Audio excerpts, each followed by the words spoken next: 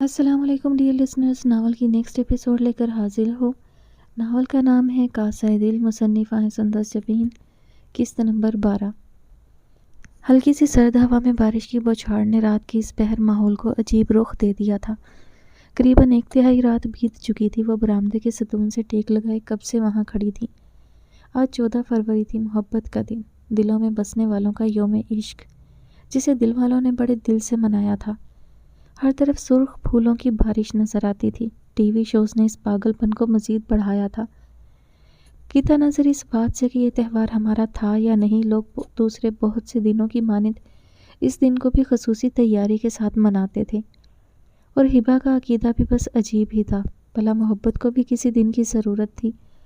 محبت کا لافانی جذبہ تو ہر دن نیا ہوتا جاتا ہے۔ اس نے سرخ گلابوں کے بہت سے پھول توڑ کر اسید کے سائڈ ٹیبل کے گلدان میں سجائے تھے۔ یہ الگ بات کہ ایک کانٹا اس کی انگلی کو زخمی کر گیا تھا، بالکل یوں جیسے اسید کی محبت نے اسے پور پور زخم کر دیا تھا۔ اس نے اپنی خالی ہتھیلی کو پھیلایا اور بارش کو محسوس کرنا چاہا تھا، مگر ہوا کا رخ بدلا تھا جب ہی اس کی سونی ہتھیلی کتنی ہی دیر خالی رہی۔ پھر کہیں سے بارش کی ایک بوند اس کی ہتھیلی میں آ سمائی۔ اس نے بڑی احتیاط سے اسے یوں سنبھالا جیسے سیپ میں بند موتی۔ ہبا! اسید کی آواز بہت قریب سے سنائی دی تھی۔ وہ ایک دم اڑی اور اسی کوشش میں اس کے ہاتھ سے وہ ننھی سی بوند پھسل گئی۔ اس نے افسوس سے اپنی ہتھیلی کو دیکھا جہاں صرف اب ہلکی سی گلاہٹ رہ گئی تھی۔ پتہ نہیں ان ہاتھوں کی لکیروں میں کیا تھا جو ہر چیز کو مٹھی کی ریت بنا دیتا تھا۔ ہر چیز بس پھسلتی جاتی تھی۔ اس نے افسوس سے سوچا تھا۔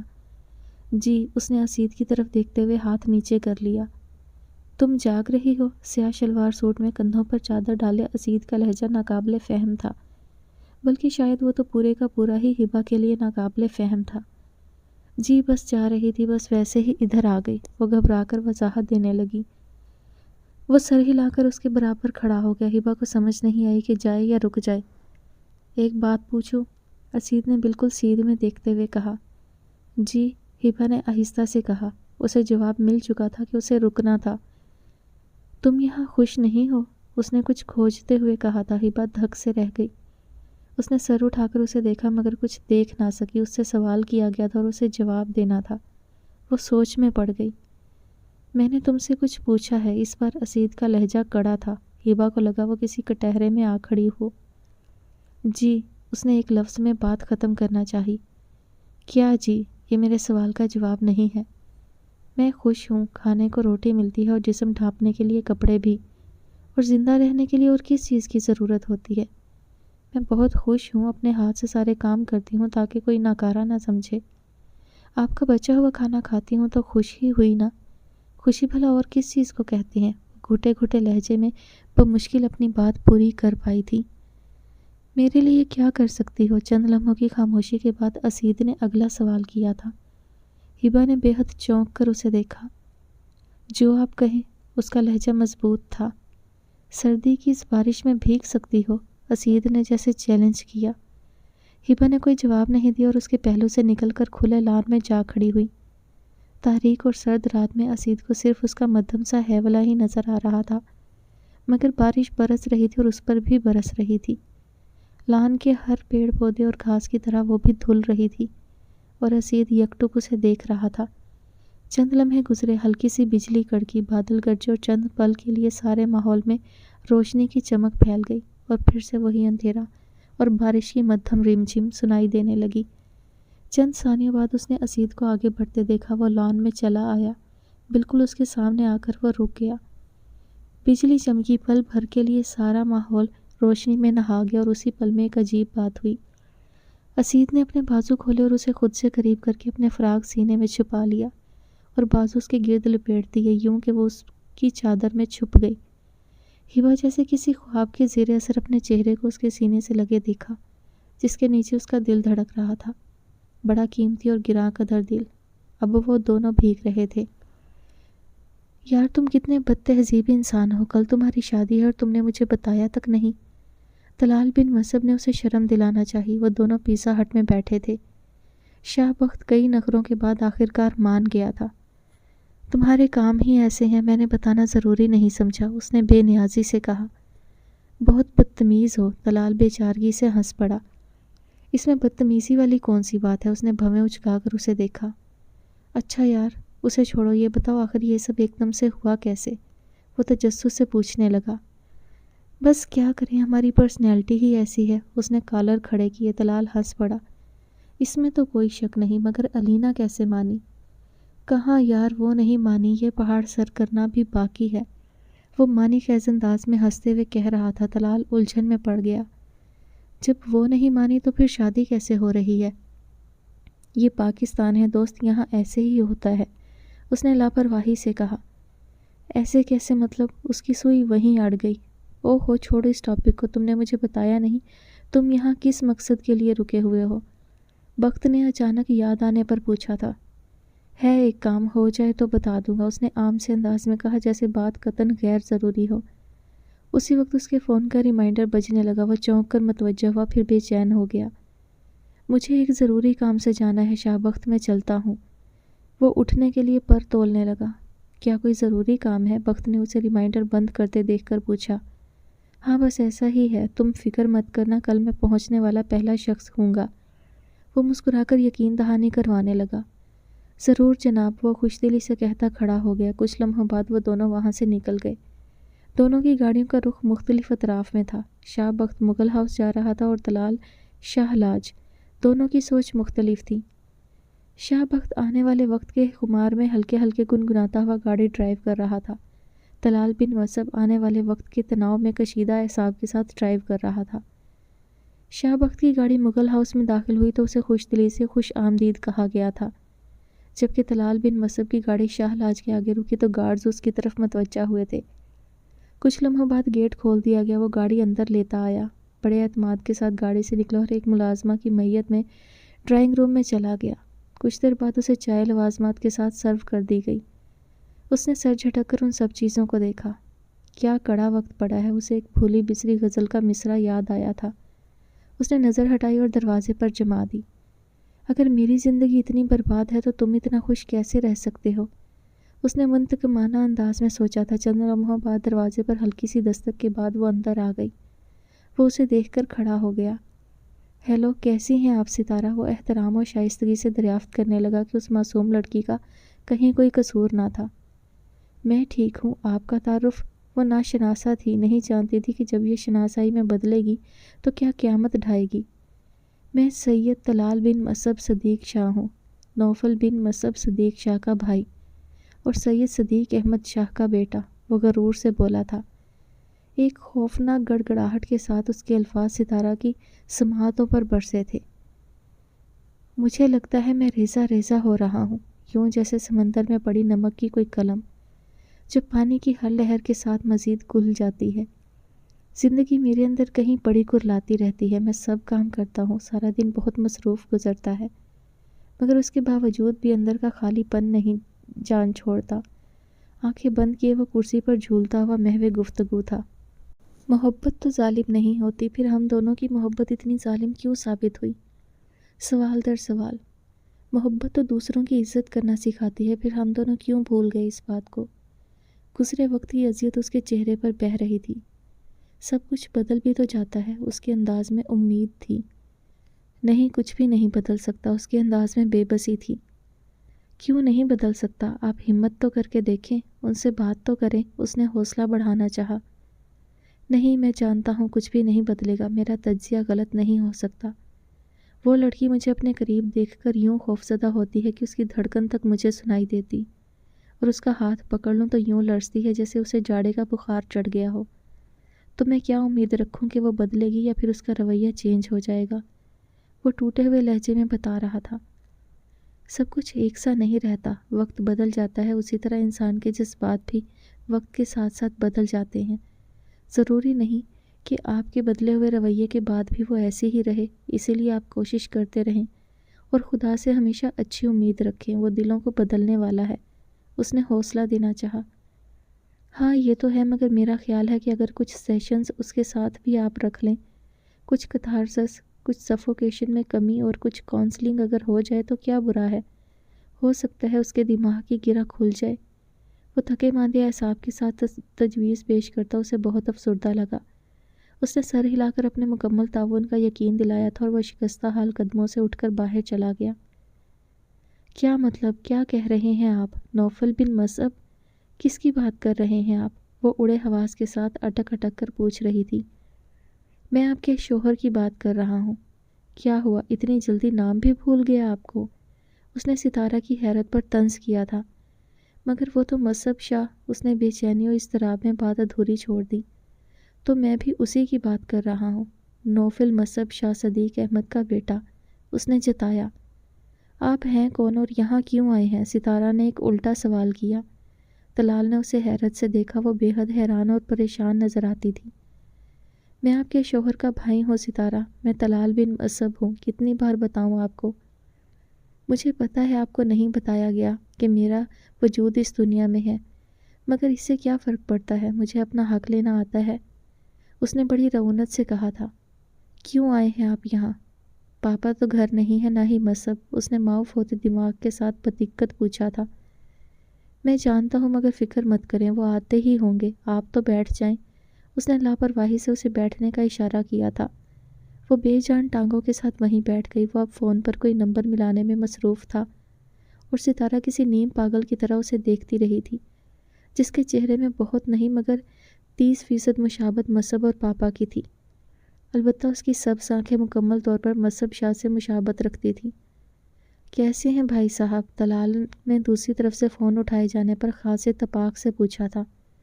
کیوں فون کیا ہے تم نے؟ اس نے غصے سے پوچھا۔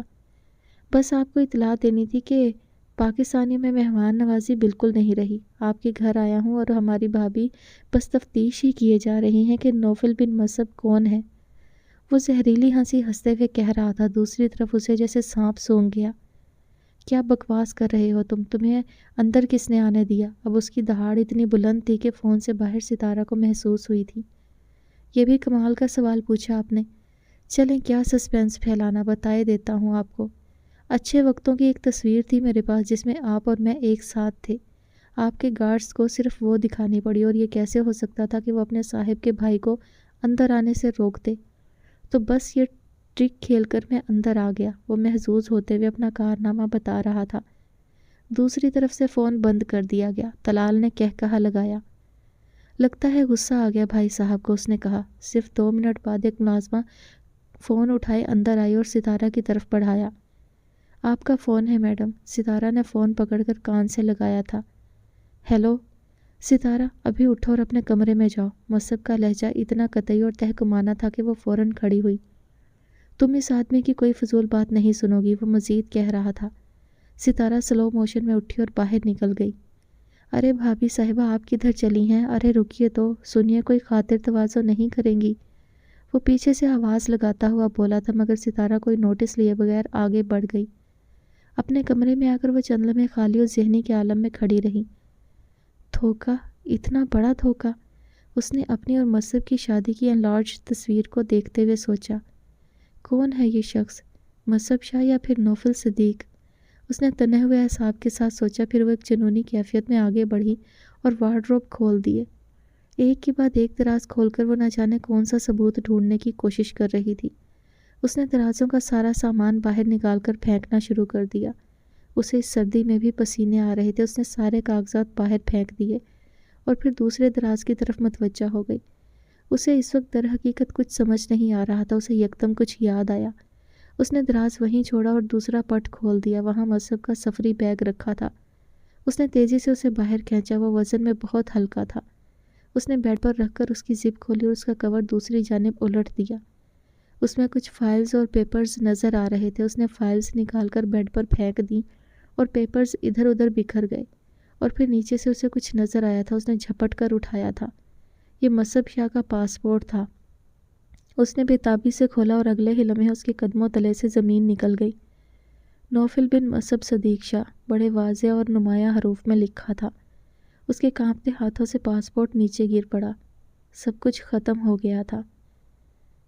وہ بیمار تھی، ڈاکٹر نے کہا تھا اسے سردی لگ گئی تھی۔ 2 دن سے وہ بستر پر پڑی تھی۔ گھر کا نظام تو چل رہا تھا، مگر وہ اس کی کمی محسوس کر رہا تھا۔ شام کو وہ گھر لوٹا تو حسب معمول ملازمہ سے اس کا حال دریافت کرنے کی بجائے خود اس کے کمرے کی طرف چلا آیا۔ दरवाज़ा खोलकर वो अंदर दाखिल हुआ तो हिबा बेड पर नीम दराज थी। उसे देखकर वो हैरान तो हुई मगर साथ ही उठकर बैठ गई। करीब ही शफक खेल रही थी। कमरे में कदरे हल्की सी रोशनी थी। वो आहिस्ता कदमों से चलता आगे बढ़ा और बेड के एक तरफ बैठ गया। कैसी हो? ठीक हूँ, हिबा ने कहा।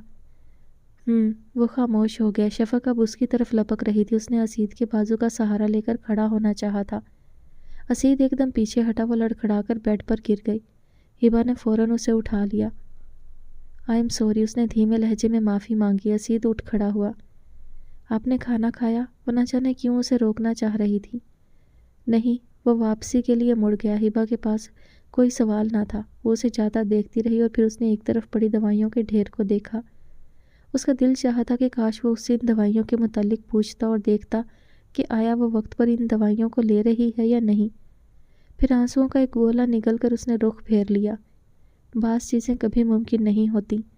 उसने शफक को साथ लगाया और आंखें बंद कर लीं। अगली दोपहर मामा का फ़ोन आया था। कुछ नहीं मामा, बस शायद सर्दी लग गई। वो उसकी कमज़ोर आवाज़ से परेशान हो गई थी। उसने तसल्ली देना चाही थी। मगर क्यों, अपना ख्याल क्यों नहीं रखती तुम? वो तशवीश से पूछ रही थी। रखती तो हूँ, उसने कहा। हाँ मुझे पता है जितना रखती हो। ये बताओ मेडिसिन ले रही हो या नहीं? ले रही हूँ मामा, आप बताएं कैसी हैं? पापा किधर हैं? वो तो किसी सेमिनार में गए हुए हैं। बाकी हम दोनों ठीक हैं। कभी असद से मुलाकात हुई?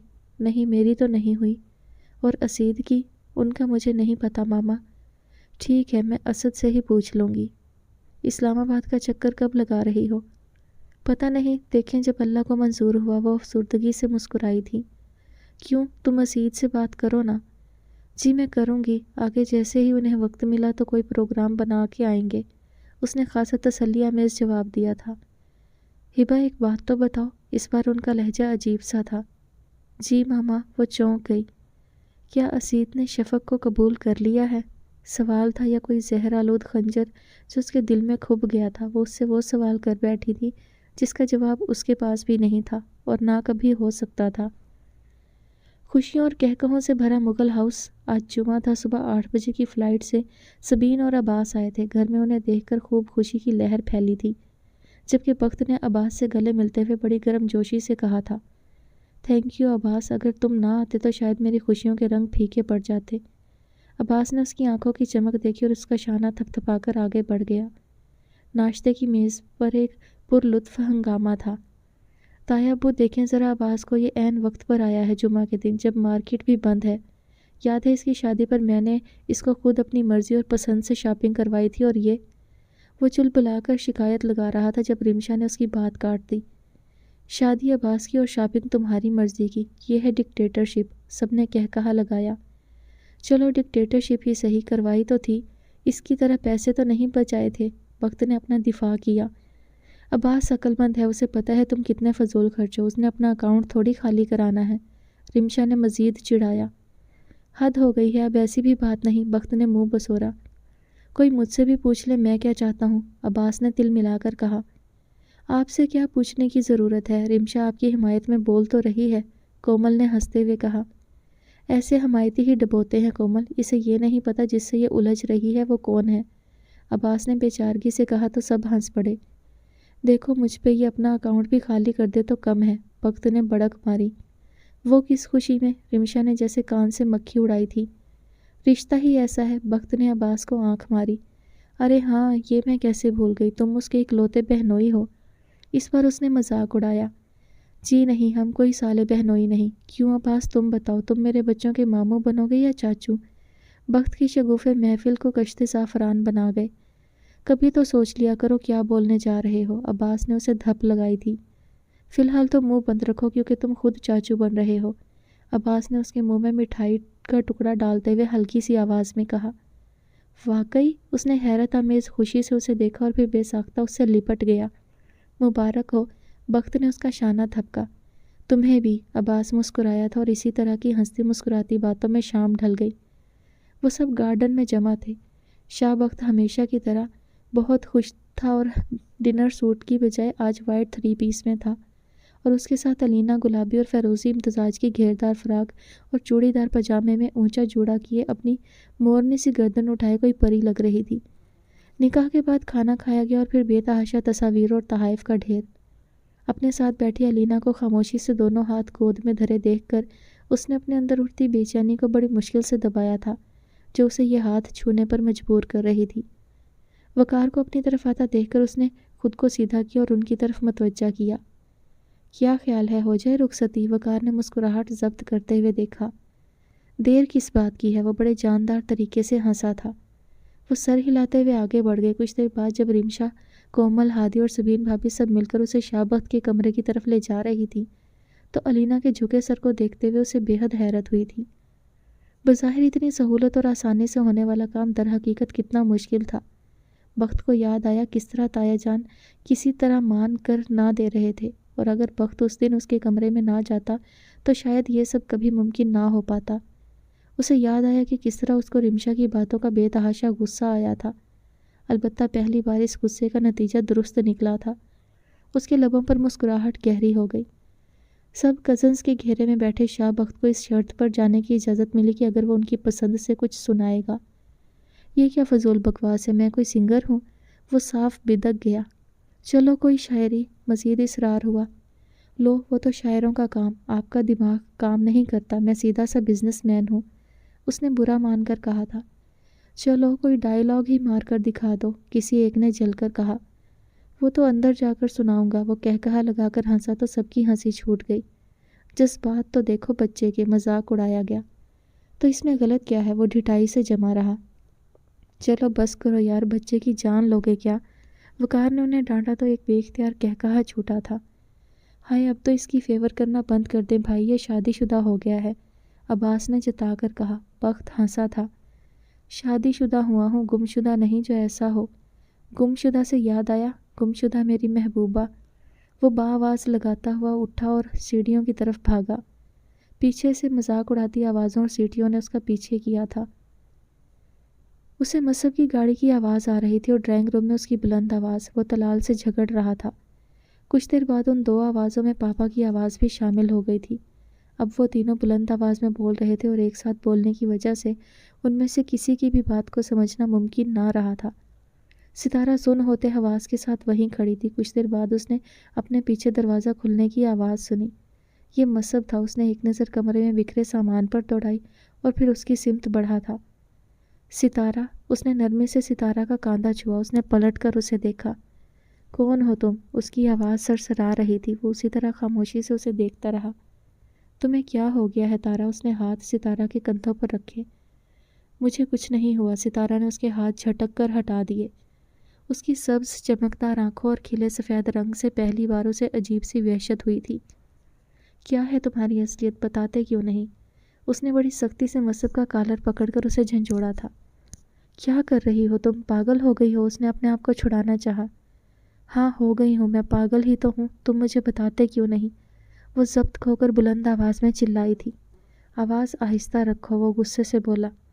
کیوں؟ جب چپ کروا کے سچ دبانا چاہتے ہو، اور سچ کیا ہے کہ یہ تم ہو، نوفل بن مصب یا مصب شاہ یا پھر نوفل صدیق؟ کیا نام ہے تمہارا اور کیسے بلاؤں؟ کیا حقیقت ہے تمہاری؟ وہ اسی لہجے میں باز پرس کر رہی تھی۔ کوئی سچائی نہیں، سچائی وہی ہے جو میں تمہیں بتا چکا ہوں۔ تو پھر یہ کیا ہے؟ وہ حلق کے بل چلائی اور پاسپورٹ اس کے منہ پر دے مارا۔ سمجھاؤ مجھے کیا ہے یہ؟ کتنے بڑے دھوکے باز اور جھوٹے انسان ہو تم۔ تم سچائی کی بات کیسے کر سکتے ہو؟ تم نے تو مجھے سچائی کبھی بتائی ہی نہیں، سب کچھ چھپایا تم نے مجھ سے۔ وہ اب پاگلوں کی طرح بلند آواز میں رو رہی تھی۔ کس طرح تم نے میری زندگی تباہ کر دی، مجھے جھوٹ کے قصے سنا سنا کر تم میری بے وقوفی اور سادگی پر ہنستے رہے۔ تم کس قدر گھٹیا انسان ہو، مجھے تم سے نفرت ہے۔ وہ زمین پر بیٹھ کر دونوں ہاتھ سر پر رکھے رو رہی تھی۔ تارا اٹھو یہاں سے، میں تمہیں سب بتا دوں گا۔ اس نے ستارہ کا ہاتھ پکڑ کے اسے اٹھانا چاہا۔ ہاتھ مت لگاؤ مجھے اور مجھے میرے نام سے بلاؤ، میں ستارہ ماہم ہوں۔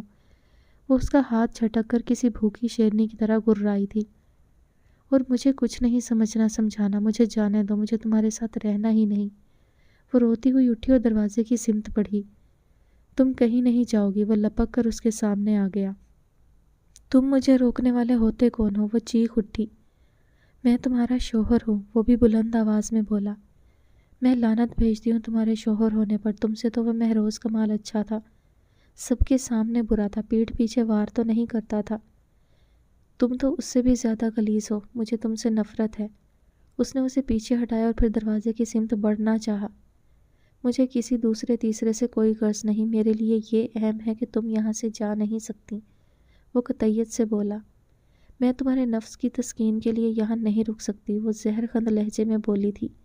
اس پر جیسے بجلی گری تھی۔ نفس کی تسکین؟ وہ بے چینی سے بڑبڑایا تھا۔ تم اتنی گری ہوئی بات کیسے کر سکتی ہو؟ نفس کی تسکین کرنا تھی بس مجھے۔ میں وہاں کرتا، وہاں سنگاپور میں، جہاں تم مکمل طور پر میری دسترس میں تھی۔ کوئی میرا ہاتھ روکنے والا نہ تھا۔ اگر میں اتنا ہی نفس پرست ہوتا ستارہ ماہم، تو آج تمہارے گھر والوں کو تمہارا نام و نشان نہ ملتا، اور تم سے نہیں، مجھے صرف تمہارے وجود سے پیار ہوتا نا، تو اتنا کچھ کبھی نہ کرتا تمہارے لیے۔ مگر خیر، میں تمہیں کیوں بتاؤں کچھ بھی؟ تم نے تو چارج شیٹ تیار کر لی ہے، میں کسی قسم کی وضاحت کرنا اپنی توہین سمجھتا ہوں۔ وہ تڑپ کر وضاحت دیتا ہوا آخر میں یکدم تلخ ہو گیا تھا۔ اس کا مطلب ہے تم یہ تو تسلیم کرتے ہو کہ تم کون ہو؟ وہ عجیب سے انداز میں بولی تھی۔ ہاں، میں نوفل صدیق ہوں، یہی سننا چاہتی ہو نا تم؟ سن لیا سچ، آ گیا سکون، وہ مزید غصیلے لہجے میں بولا۔ ستارہ چند لمحے خالی نظروں سے اسے دیکھتی رہی، پھر دروازہ کھول کر باہر نکل گئی۔ کھلے دروازے کے بیچوں بیچ نوفل صدیق کھڑا تھا۔ زندگی کی بساط پر سب مہرے بہت مہارت سے رکھنے کے باوجود وہ ہار گیا تھا۔ اس کی خوبصورتی، روپیہ اور خوش قسمتی اس بار اس کے کام نہیں آئی تھی۔ وہ خالی ہاتھ رہ گیا تھا۔ اسد اسلام آباد آ گیا تھا۔ مرینا اور تیمور سے ملاقات تو ناگزیر تھی، اور وہی سوال مرینا نے اسد سے کیا تھا۔ نہیں پھپھو، میں اسید سے نہیں ملتا، اس نے صاف گوئی سے کہا۔ کیوں اسد، میری بیٹی کو اکیلا کیوں کر دیا تم نے؟ وہ چند لمحوں کی خاموشی کے بعد بڑی رنجیدگی سے پوچھ رہی تھی۔ میں اس شخص کی شکل بھی نہیں دیکھنا چاہتا، اس لیے اگر ہبا یہاں ہوگی تو میں ضرور اس سے ملوں گا، مگر کم از کم اس شخص کے گھر جا کر نہیں۔ اس نے اس بار بھی دو ٹوک جواب دیا تو مرینا اسے دیکھ کر رہ گئی۔ ایسا تو نہ کہو، انہوں نے آہستگی سے ٹوکا۔ جو سچ ہے وہ میں نے آپ کو بتا دیا۔ اور سچ کیا ہے؟ سچ یہ ہے کہ وہ ایک گرا ہوا ظالم شخص ہے۔ ایسا نہیں ہے، میرا بیٹا اتنا بھی برا نہیں۔ ان کی آنکھوں میں آنسو آ گئے تھے۔ میں اسے برا نہیں کہہ رہا، مگر حقیقت سے نظریں چرائی نہیں جا سکتی۔ آپ کو ہبا کی حالت یاد رکھنی چاہیے، اس نے افسوس سے کہا۔ مگر غلطی ہبا کی تھی، اسید کی نہیں، انہوں نے تڑپ کر وضاحت کی تھی۔ وہ بچی تھی، اسید بچہ نہیں تھا۔ اسے ہبا کی غلطی کو درگزر کر دینا چاہیے تھا، جبکہ وہ نکاح بھی کر چکا تھا۔ جو ہبا نے کیا وہ غلطی نہیں تھی، وہ جان بوجھ کر کی جانے والی پری پلانڈ گیم تھی۔ انہوں نے شدت سے اسے رد کیا۔ چلے ایسا ہی صحیح، مگر پھر اسید نے کیا کیا؟ اس نے بھی تو پری پلانڈ ورکنگ کی تھی نا۔ اسے یہاں سے لاہور لے کر گیا اس کی غلطی کی سزا دینے کے لیے۔ اسے مارا، اس پر بے دردی سے ہاتھ اٹھایا۔ مجھے اس کے زخم نہیں بھولتے۔ وہ اذیت میں تھا۔ ضروری تو نہیں ایسی باتیں ہی یاد رکھی جائیں، اب بھی تو وہ ساتھ ہیں۔ میں اور تیمور مل کر آئے ہیں، اس بار ہم دونوں ہی مطمئن ہیں، انہوں نے کہا۔ اگرچہ میرا رشتہ اسید کے ساتھ زیادہ مضبوط ہے، مگر پھر بھی میں سچ کا ساتھ دوں گا، کیونکہ اگر ہم اچھے کا ساتھ نہیں دیں گے تو پھر معاشرے میں ناانصافی کا بڑھتا ہوا ظلم کون روکے گا؟ ہبا نے غلط کیا تھا، میں مانتا ہوں، مگر جو اسید نے کیا وہ بے حد غلط تھا۔ اسے تو کسی طور پر جسٹیفائی نہیں کیا جا سکتا، وہ قطعیت سے بولا تھا۔ مرینا بے بسی سے اسے دیکھ کر رہ گئی۔ بس بھی کرو اسد، پرانی باتوں کو یاد کرنے سے بس اذیت ہوتی ہے۔ جب وہ دونوں راضی ہیں ایک دوسرے سے تو ہمیں کیا ضرورت ہے دل برا کرنے کی؟ وہ بے چارگی سے بولی تھی۔ اسد نے سر جھٹکا۔ صحیح کہتی ہیں آپ، مگر کیا کروں، جب دل ہی صاف نہ ہو تو ملنے کا فائدہ؟ وہ کہہ رہا تھا اور مرینا خاموشی سے اسے دیکھ کر رہ گئی۔ اس کی صحت کافی بہتر تھی۔ وہ شفق کو لے کر لاؤنج میں بیٹھی سوپ پی رہی تھی۔ اسید آج گھر ہی تھا، ملازمہ کام کر کے اپنے کوارٹر میں جا چکی تھی۔ ٹی وی چل رہا تھا اور ٹی وی پر ٹام اینڈ جیری چل رہے تھے۔ شفق چند لمحے نامانوسیت سے ٹی وی کو گھورتی رہی، پھر کارپیٹ پر رینگتی ہوئی ادھر ادھر چکرانے لگی۔ ہبا نے سوپ کا چمچ بھر کر منہ میں ڈالتے ہوئے ٹی وی پر نظر جما دی۔ وہاں ٹام جیری کی روایتی لڑائی چل رہی تھی۔ ہبا پتہ نہیں کتنے عرصے بعد دیکھ رہی تھی۔ اس نے محویت سے ٹام کو جیری کے پیچھے بھاگتے ہوئے دیکھا تھا۔ اسی اثنا میں اسے عجیب سی تھپ تھپ کی آواز سنائی دی۔ اس نے ادھر ادھر دیکھا، شفق وہاں نہیں تھی۔ وہ حیرانی سے اٹھ گئی۔ سوپ والا باؤل اس نے ٹیبل پر رکھا اور بے چینی سے اٹھ کھڑی ہوئی۔ اس نے لاؤنج میں چاروں طرف نظر دوڑائی اور پھر ساکت رہ گئی۔ شفق اپنے ننھے ننھے ہاتھوں سے اسید کا دروازہ تھپ تھپا رہی تھی۔ ہبا کی آنکھیں جیسے پھٹ گئیں، وہ لرزتی ٹانگوں سے اٹھی تھی اور اٹھ کر اس کی طرف بڑھی تھی۔ جب اس نے شفق کو اٹھایا تو اس کی آنکھیں دھندلا رہی تھی۔ کیا کر رہی ہو؟ کیوں دستک دے رہی ہو؟ کیا چاہیے ادھر سے؟ وہ شفق کو بازوؤں میں بھرتے ہوئے سسک اٹھی تھی۔ بعض دروازے کبھی نہیں کھلتے میری بیٹی، یہ خدا کی رحمت کا دروازہ تھوڑی ہے جو کبھی بند نہیں ہو سکتا۔ یہ دروازہ ہمارے لیے کبھی نہیں کھلے گا، کبھی نہیں۔ وہ بلک اٹھی تھی۔ اس کے اس طرح رونے سے شفق گھبرا کر خود بھی رونے لگی۔ ہمارا کوئی حق نہیں کسی چیز پہ، اور اس دروازے کو تو چھونے کا بھی حق نہیں ہمارے پاس۔ بہت سختی سے بند ہے یہ دروازہ، بہت سخت پہرا ہے یہاں، بہت کڑا احتساب ہوتا ہے یہاں دستک دینے کا۔ کیوں 2 وقت کی روٹی گنوانا چاہتی ہو؟ وہ اس کو خود سے لپٹائے روتے ہوئے بول رہی تھی، اور کھلے دروازے کے بیچوں بیچ کھڑا اسید سب کچھ سن رہا تھا۔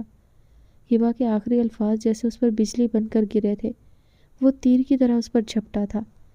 تم ہبا تیمور، تم کبھی نہیں بدل سکتی، کبھی بھی نہیں۔ اس کا بازو اپنے کھردرے ہاتھ میں جکڑ کر وہ کسی زخمی ناگ کی طرح پھنکارا تھا۔ ہبا کو اس کے یوں آنے کا بالکل پتہ نہ چلا تھا۔ اب یوں اسے اتنے خطرناک موڈ میں دیکھ کر جیسے ہبا کی سانس رک گئی۔ ہاں، نہیں تسلیم کرتا میں کسی رشتے کو، نہ تمہیں، نہ تمہارے ماں باپ کو، نہ اسے۔ اس نے لہو رنگ آنکھوں سے شفق کی طرف انگلی اٹھائی۔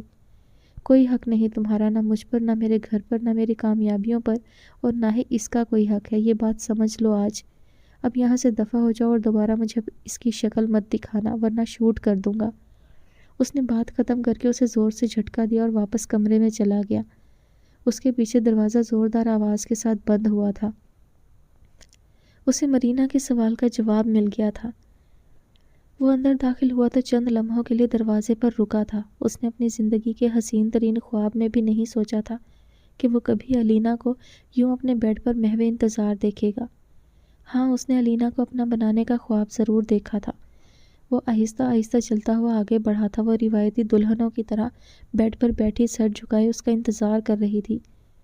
دونوں گھٹنے سیدھے کھڑے کیے، ان پر اپنے ہاتھ اور ان ہاتھوں پر اپنا چہرہ رکھے۔ اس نے شاہ بخت کی طرف نظریں اٹھا کر دیکھا تھا، اور شاہ بخت جیسے لمحوں میں کسی حسین فضوق میں قید ہوا تھا۔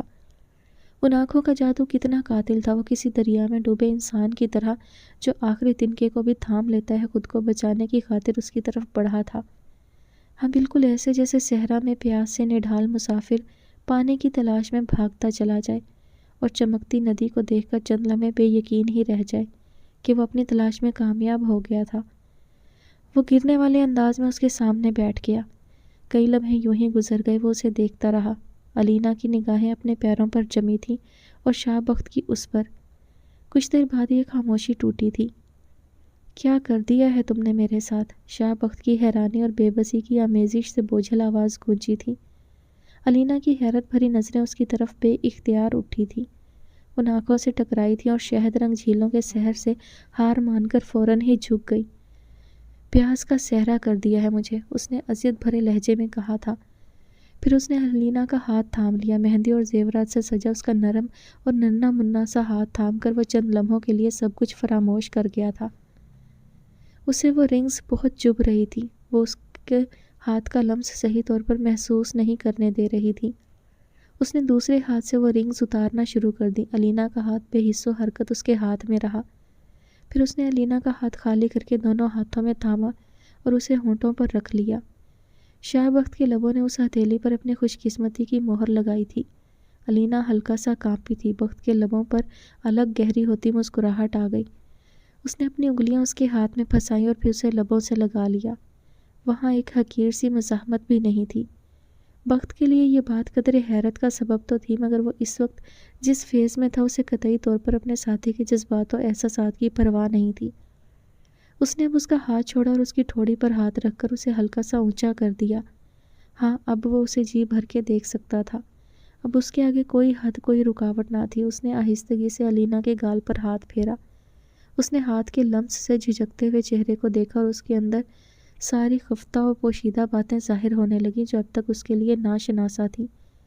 اسے یاد آیا کہ یہ وہ لڑکی تھی جو اب اس کی بیوی تھی، جس کا وہ حاکم بن چکا تھا، جسے کھلے عام اینا بلانے کی حسرت میں وہ کب سے مرا جا رہا تھا، جس کی ضد نے اسے غصے کا آتش فشاں بنا دیا تھا، جس کی معصومیت کی وہ گواہی دے سکتا تھا، جس کے حسن سے زیادہ اس کی نازکی نے اسے تڑپایا تھا، جس کی پاکیزگی کی وہ قسم کھا سکتا تھا۔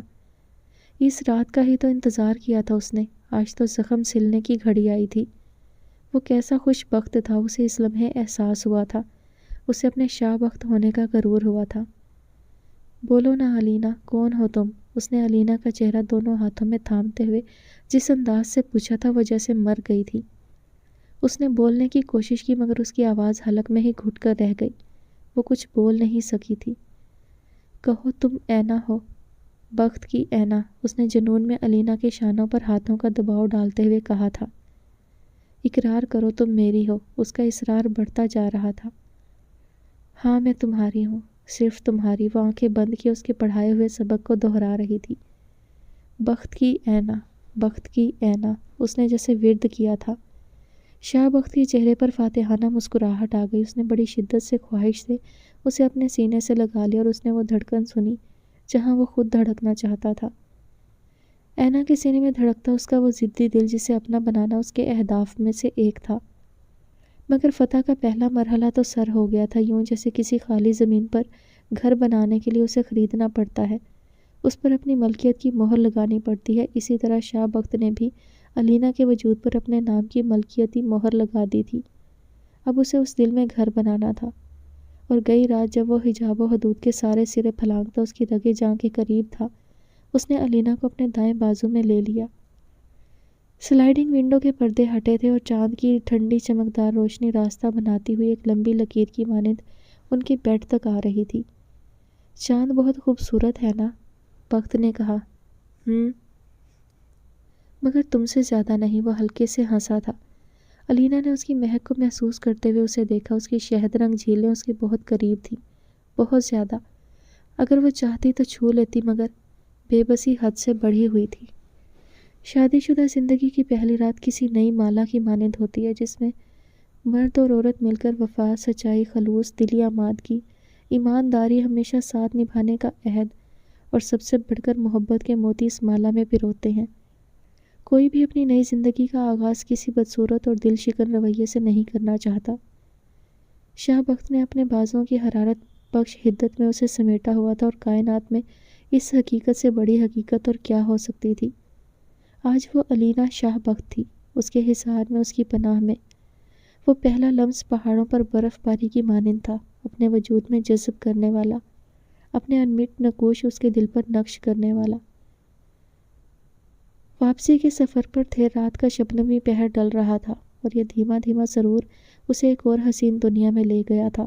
وہ اسے گدگدا رہا تھا، اور اس کی ہنسی یوں پھیلی جیسے شفق کی پہلی کرن ہر سو پھیل کر اجالا کر دے، یا یوں جیسے پیلی پیلی روشنی ڈوبتے سورج کو خراج پیش کرتی ہو۔ شاہ بخت نے بہت کم اسے یوں کھلکھلاتے دیکھا تھا، قوس قزح جیسی سات رنگی ہنسی جو پھیلی تو ہر طرف خوشبو بکھیر گئی تھی۔ وہ کسی سحر زدہ معمول کی طرح اسے دیکھتا رہا۔ اینا میری جان، اس نے بڑے فخر، مان اور غرور سے اسے چوما تھا۔ تم اس دنیا کی سب سے پیاری لڑکی ہو، اس نے نرمی سے علینا کا گال کھینچا تھا۔ جواباً علینا نے حیرت بھری نظروں سے اسے دیکھا تھا، اس کی حیرانی سے کھلی آنکھوں پر بخت کو بے تحاشا پیار آیا تھا۔ جانتی ہو کیوں؟ کیونکہ صرف تم ہو جو اس دل کو دھڑکنے کا احساس دلا سکتی ہو، صرف تم ہو جسے دیکھ کر مجھے بہت شدت سے اپنے اندر کمی کا احساس ہوتا ہے۔ اس کی پیار بھری سرگوشیاں سن کر چاند بھی ہنسا تھا۔ تم مجھ سے ناراض ہونا؟ وہ فکر مندی سے پوچھ رہا تھا۔ نہیں، اس نے بخت کے سینے پر سر رکھتے ہوئے سکون سے کہا تھا۔ بخت نے کمبل اوپر کھینچا، کہیں اندر ہی اندر اس کی فکر کے خیال سے کہ اسے ٹھنڈ نہ لگ جائے۔ میں نے تم پہ ہاتھ بھی اٹھایا تھا، وہ ازحد افسوس سے کہہ رہا تھا۔ علینا نے اسے دیکھنا چاہا، اس نے ہلکا سا سر اونچا کیا، اس کی پلکیں شاہ بخت کے گال سے مس ہو رہی تھی اور اس کے ہونٹ علینا کی آنکھوں پر خوشبو لٹا رہے تھے۔ تم جیت گئے ہو شاہ بخت، اور تمہیں پتہ ہے کیوں؟ علینا نے اس کے سینے پہ جہاں دل تھا ہاتھ پھیرتے ہوئے بڑے ناقابل فہم انداز میں پوچھا تھا۔ کیوں؟ بخت نے اس کے ہاتھ کے لمس سے اپنے اندر اترتا سکون محسوس کرتے ہوئے بے ساختہ کہا تھا۔ کیونکہ تمہیں یقین تھا کہ تم ہار نہیں سکتے، علینا نے اس کی شہد رنگ جھیلیں ہاتھ سے چھوتے ہوئے کہا۔ اس کا لمس روشنی کی کرن بن کر بخت کی آنکھوں کو روشن کر گیا تھا۔ زندگی میں انسان جو کچھ بھی کرتا ہے اس میں بہت بڑا ہاتھ اس کے خود پر یقین کا بھی ہوتا ہے۔ جیسے مجھے خوف تھا کہ میں ہار جاؤں گی اور تمہیں یقین تھا کہ تم جیت جاؤ گے، تو بس یہی ہوا۔ وہ بڑی سنجیدگی سے اسے تجزیہ کر کے بتا رہی تھی۔ اسے علینا کا چہرہ دیکھ کر عجیب سی ہنسی آئی تھی جسے اس نے بمشکل ضبط کیا۔ میری فلاسفر، اس نے کہا لگاتے ہوئے اسے دیکھا تھا۔ تم ہنس رہے ہو؟ اسے صدمہ ہوا تھا۔ ارے نہیں میری شہزادی، اس نے اس کے بالوں میں انگلیاں چلاتے ہوئے کہا۔ علینا نے آنکھیں بند کر لی۔ نیند آ رہی ہے، اس نے خوابیدہ لہجے میں کہا تھا۔ سو جاؤ نا، اس نے کمبل درست کر کے اسے کہا۔ علینا نے اس کے سینے پر چہرہ رکھے ہوئے اپنی آنکھیں بند کر لی۔ اینا جان، تمہارا بہت کچھ میرے پاس ہے، صبح لے لینا، اور بہت سی باتیں کرنی ہے تم سے۔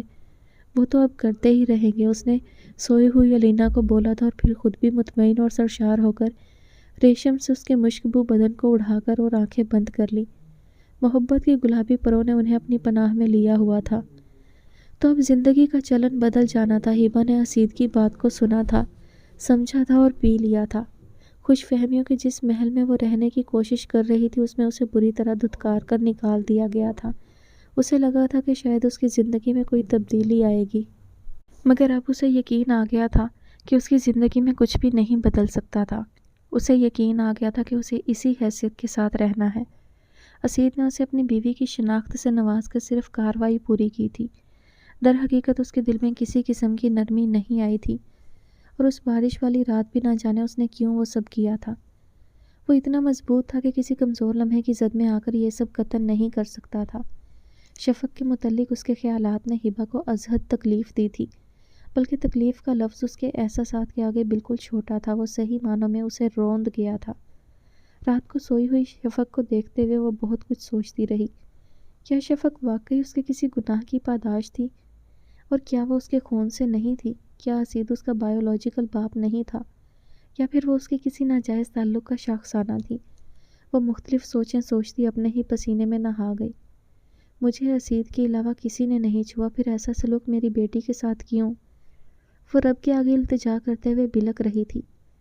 میرے گناہ تو مجھے پتہ ہے، میری بیٹی کو اس کی سزا نہ دے میرے مالک۔ رات کی تاریکی میں وہ جائے نماز پر گری اس پاک ذات کے آگے گڑ گڑا رہی تھی جس کے ہاتھ میں کل کائنات کی ڈور ہے۔ ہبا، اسید کی بلند آواز لاؤنج سے آئی تھی۔ وہ ہڑبڑا کر اٹھی، جائے نماز کو جلدی سے اٹھایا اور آنچل سے آنکھیں صاف کرتی باہر بھاگی۔ جی، اس نے سر جھکاتے ہوئے کہا تھا۔ وہ چند لمحے تیز نظروں سے اسے دیکھتا رہا، پھر اپنے ساتھ آنے کا حکم دے کر وہ آگے بڑھ گیا۔ ہبا نے اس کی تقلید کی تھی۔ وہ اپنے کمرے کی طرف جا رہا تھا۔ آج پتہ نہیں کیوں اس کی عدالت لگائی جانی تھی۔ وہ دل میں سوچتی ہوئی اندر بڑھ گئی۔ وہ دروازہ بند کر کے سیدھی ہوئی تو اسید بیڈ پر نیم دراز سگریٹ سلگا رہا تھا۔ اس نے اسے قریب آنے کو کہا تھا۔ بیٹھ جاؤ۔ اسید نے بیڈ کی طرف اشارہ کیا۔ وہ اسی طرح کھڑی رہی۔ اسید کی آنکھوں میں الجھن تیر گئی۔ میں تم سے کچھ کہہ رہا ہوں، اس نے کھردرے لہجے میں کہا۔ میں نہیں بیٹھ سکتی، ہبا نے آہستہ آواز سے کہا۔ کیوں؟ اس کی آنکھوں میں حیرت چمکی۔ آپ نے مجھ سے کہا تھا کہ آپ مجھے کبھی اپنے بستر پر جگہ نہیں دیں گے، اس لیے میرا اس پر کوئی حق نہیں، اس نے مستحکم آواز میں کہا تھا۔ اسید چند لمحوں میں جیسے فریز ہو گیا تھا۔ اس کے دماغ میں فلیش بیک ہوا۔ اسے یاد آیا کہ ہاں، جب اسی شہر میں ایک نیچی چھت والے سیلن زدہ کمرے میں اس نے ہبا پر پہلی دفعہ ہاتھ اٹھایا تھا، تب اس نے اسے یہی کہا تھا۔ تیش سے اس کی آنکھوں میں خون اتر آیا تھا۔ وہ اٹھ کر اس کے مقابل آ گیا۔ تم اپنے آپ کو کیا سمجھتی ہو؟ کس چیز کا غرور ہے یہ؟ وہ دانت پیس کر بولا تھا۔ وہ اسی طرح کھڑی رہی۔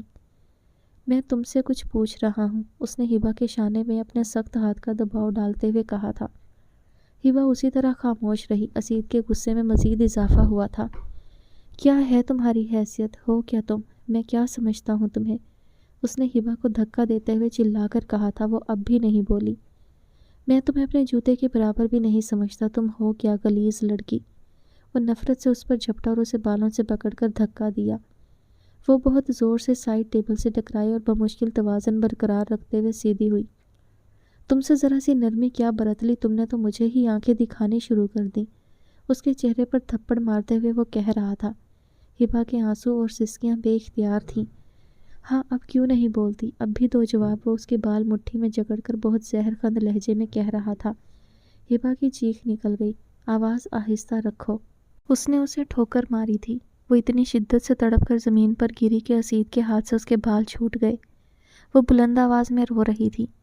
اور مارے مجھے، میں بدصورت ہوں، میرے سیاہ اعمال مجھے سنسار کیوں نہیں کر دیتے؟ وہ پاگلوں کی طرح دونوں ہاتھوں سے اپنے ہی چہرے پر تھپڑ مار رہی تھی۔ یہ ذہنی ٹوٹ پھوٹ اور احساس کمتری کی انتہا تھی۔ بند کرو یہ تماشا، اسید نے نفرت سے اسے ایک اور ٹھوکر ماری تھی۔ اس کے آنسو مزید بڑھ گئے اور اس کی دل خراش سسکیاں اسید کے کانوں پر بہت گراں گزر رہی تھیں۔ میرے گناہوں کی سزا مجھے دیں، میری بیٹی کو کیوں دے رہے ہیں؟ وہ سسک کر سوال کر رہی تھی۔ کیونکہ اس نے تم سے جنم لیا ہے، تمہارا غلیظ خون شامل ہے اس میں، وہ انگلی اٹھاتے ہوئے نفرت سے کہہ رہا تھا۔ مگر وہ آپ کا بھی تو خون ہے، وہ اسے یاد دلا رہی تھی۔ اس کی شکل تمہارے جیسی ہے تو اعمال بھی تمہارے جیسے ہی ہوں گے۔ اسید نے غصے سے پاگل ہو کر اسے ایک اور تھپڑ مارا تھا۔ ہر بچہ اسلام کی فطرت پر پیدا ہوتا ہے، خدا نے کہا ہے یہ، آپ ان کا انکار نہیں کر سکتے، اس نے بڑی مضبوط دلیل دے کر کہا۔ سرخ چہرہ اور بہتے آنسوؤں کے ساتھ وہ اسید کو مزید وحشت زدہ کر گئی۔ تم اور تمہارا اسلام، تمہارے جیسے لوگ اپنا اسلام ہاتھ میں لیے پھرتے ہیں، جہاں ضرورت پڑتی ہے وہیں کھول کر نیا قانون لاگو کرنے چل پڑتے ہیں، اس نے استہزائیہ انداز میں کہہ کر سر جھٹکا۔ وہ معصوم ہے، وہ کسی گناہ میں شامل نہیں، میں آپ کی قصوروار ہوں، اسے سزا مت دیں۔ وہ بلکتے ہوئے اس سے بھیک مانگ رہی تھی۔ اسے کھانے کو نہیں ملتا یہاں سے، کون سی سزا دی ہے میں نے؟ بکواس بند کرو، اپنی فضول اور لایعنی سوالات کر کے میرا دماغ خراب مت کرو۔ وہ اس پر چلاتے ہوئے دوبارہ سے سگریٹ سلگا رہا تھا۔ سارے مسئلے بھوک کے تو نہیں ہوتے، میرے جیسے لوگ بھی تو ہوتے ہیں جنہیں پیٹ بھر کر کھانا مل جائے تو شناخت اور رشتے کی لڑائی لڑنے چل پڑتے ہیں۔ وہ سر پر ہاتھ رکھ کر رو رہی تھی۔ اور منہ کی کھاتے ہیں، اس نے بے عزتی کرتے ہوئے کہا۔ جیسی میری قسمت تھی ویسی ہی اس کی ہوگی، میری طرح وہ بھی روتی رہے گی ساری زندگی۔ ساری زندگی محبت کے دو لفظ سننے کے لیے ترسے گی، اس کے لیے بھی صرف ذلت ہوگی اور تذلیل آمیز رویہ اور گندی اور غلیظ گالیاں اور مار۔ اپنی بدصورتی کا خراج بھرنے کے لیے ایک اور مرد اسے جوتے کی نوک پر رکھے گا۔ وہ اپنی تقریر کا نوحہ پڑھ رہی تھی۔ کوئی نرمی نہیں ہوگی اس کے لیے بھی، کوئی معافی نہیں۔ مجھے تو میرے باپ نے پیار کیا تھا، اسے تو کوئی نہیں کرے گا۔ میں اسے ہمیشہ گھر رکھوں گی، باہر کی دنیا نہیں دیکھنے دوں گی، نہ ہی اسے کسی اسکول بھیجوں گی۔ جب آگہی سے ناشناسا ہوگی تو سمجھوتا اس کے لیے آسان ہوگا، میری طرح سوالات تو نہیں کرے گی نا۔ وہ ہچکیاں لے کر رو رہی تھی، کمرے میں ایک ٹھٹرا دینے والی خاموشی تھی۔ اسید کے ہاتھ میں جلتا سگریٹ اس کی انگلیوں تک آ چکا تھا اور وہ بے خبر تھا۔ اور اگلے دن اسے پہلی مرتبہ ڈاکٹر حیدر سے اپائنٹمنٹ لینی پڑی تھی۔ وہ گاڑی میں بیٹھی مسلسل رو رہی تھی، سب کچھ پل بھر میں ختم ہو گیا تھا، ہر چیز ہی ہاتھوں سے نکل گئی تھی۔ گزرے مناظر طے ہوتا راستہ، اس کے آنسو سب بے سبب تھے۔ گھر کے آگے گاڑی رکی تو وہ تھکے ہوئے قدموں سے باہر نکل آئی۔ ڈرائیور نے گاڑی واپس موڑی تو وہ بے جان ہاتھوں سے گھر کی بیل بجانے لگی۔ دروازہ اماں نے کھولا تھا، اس کی حالت دیکھ کر وہ دہل سی گئی۔ ستارہ میری بیٹی، کیا ہوا؟ خیر تو ہے نا؟ ایسے کیوں آئی ہو؟ وہ بری طرح پریشان ہو گئی تھی۔ مجھ سے کچھ مت پوچھیں اماں، خدا کے لیے، وہ ان کے گلے لگ کر رونے لگی۔ انہوں نے نرمی سے اسے تھپ کر دروازہ بند کیا اور اندر لے آئیں۔ بیٹھو ادھر، پانی پیو، انہوں نے پیار سے اس کے بال سنوارتے ہوئے گلاس پکڑایا تھا۔ ابا کدھر ہیں؟ وہ آنسو صاف کرتے ہوئے پوچھنے لگی۔ کام پر گئے ہیں۔ مذہب سے کوئی جھگڑا ہوا ہے؟ انہوں نے اس کا ہاتھ پکڑ کر پوچھا تھا۔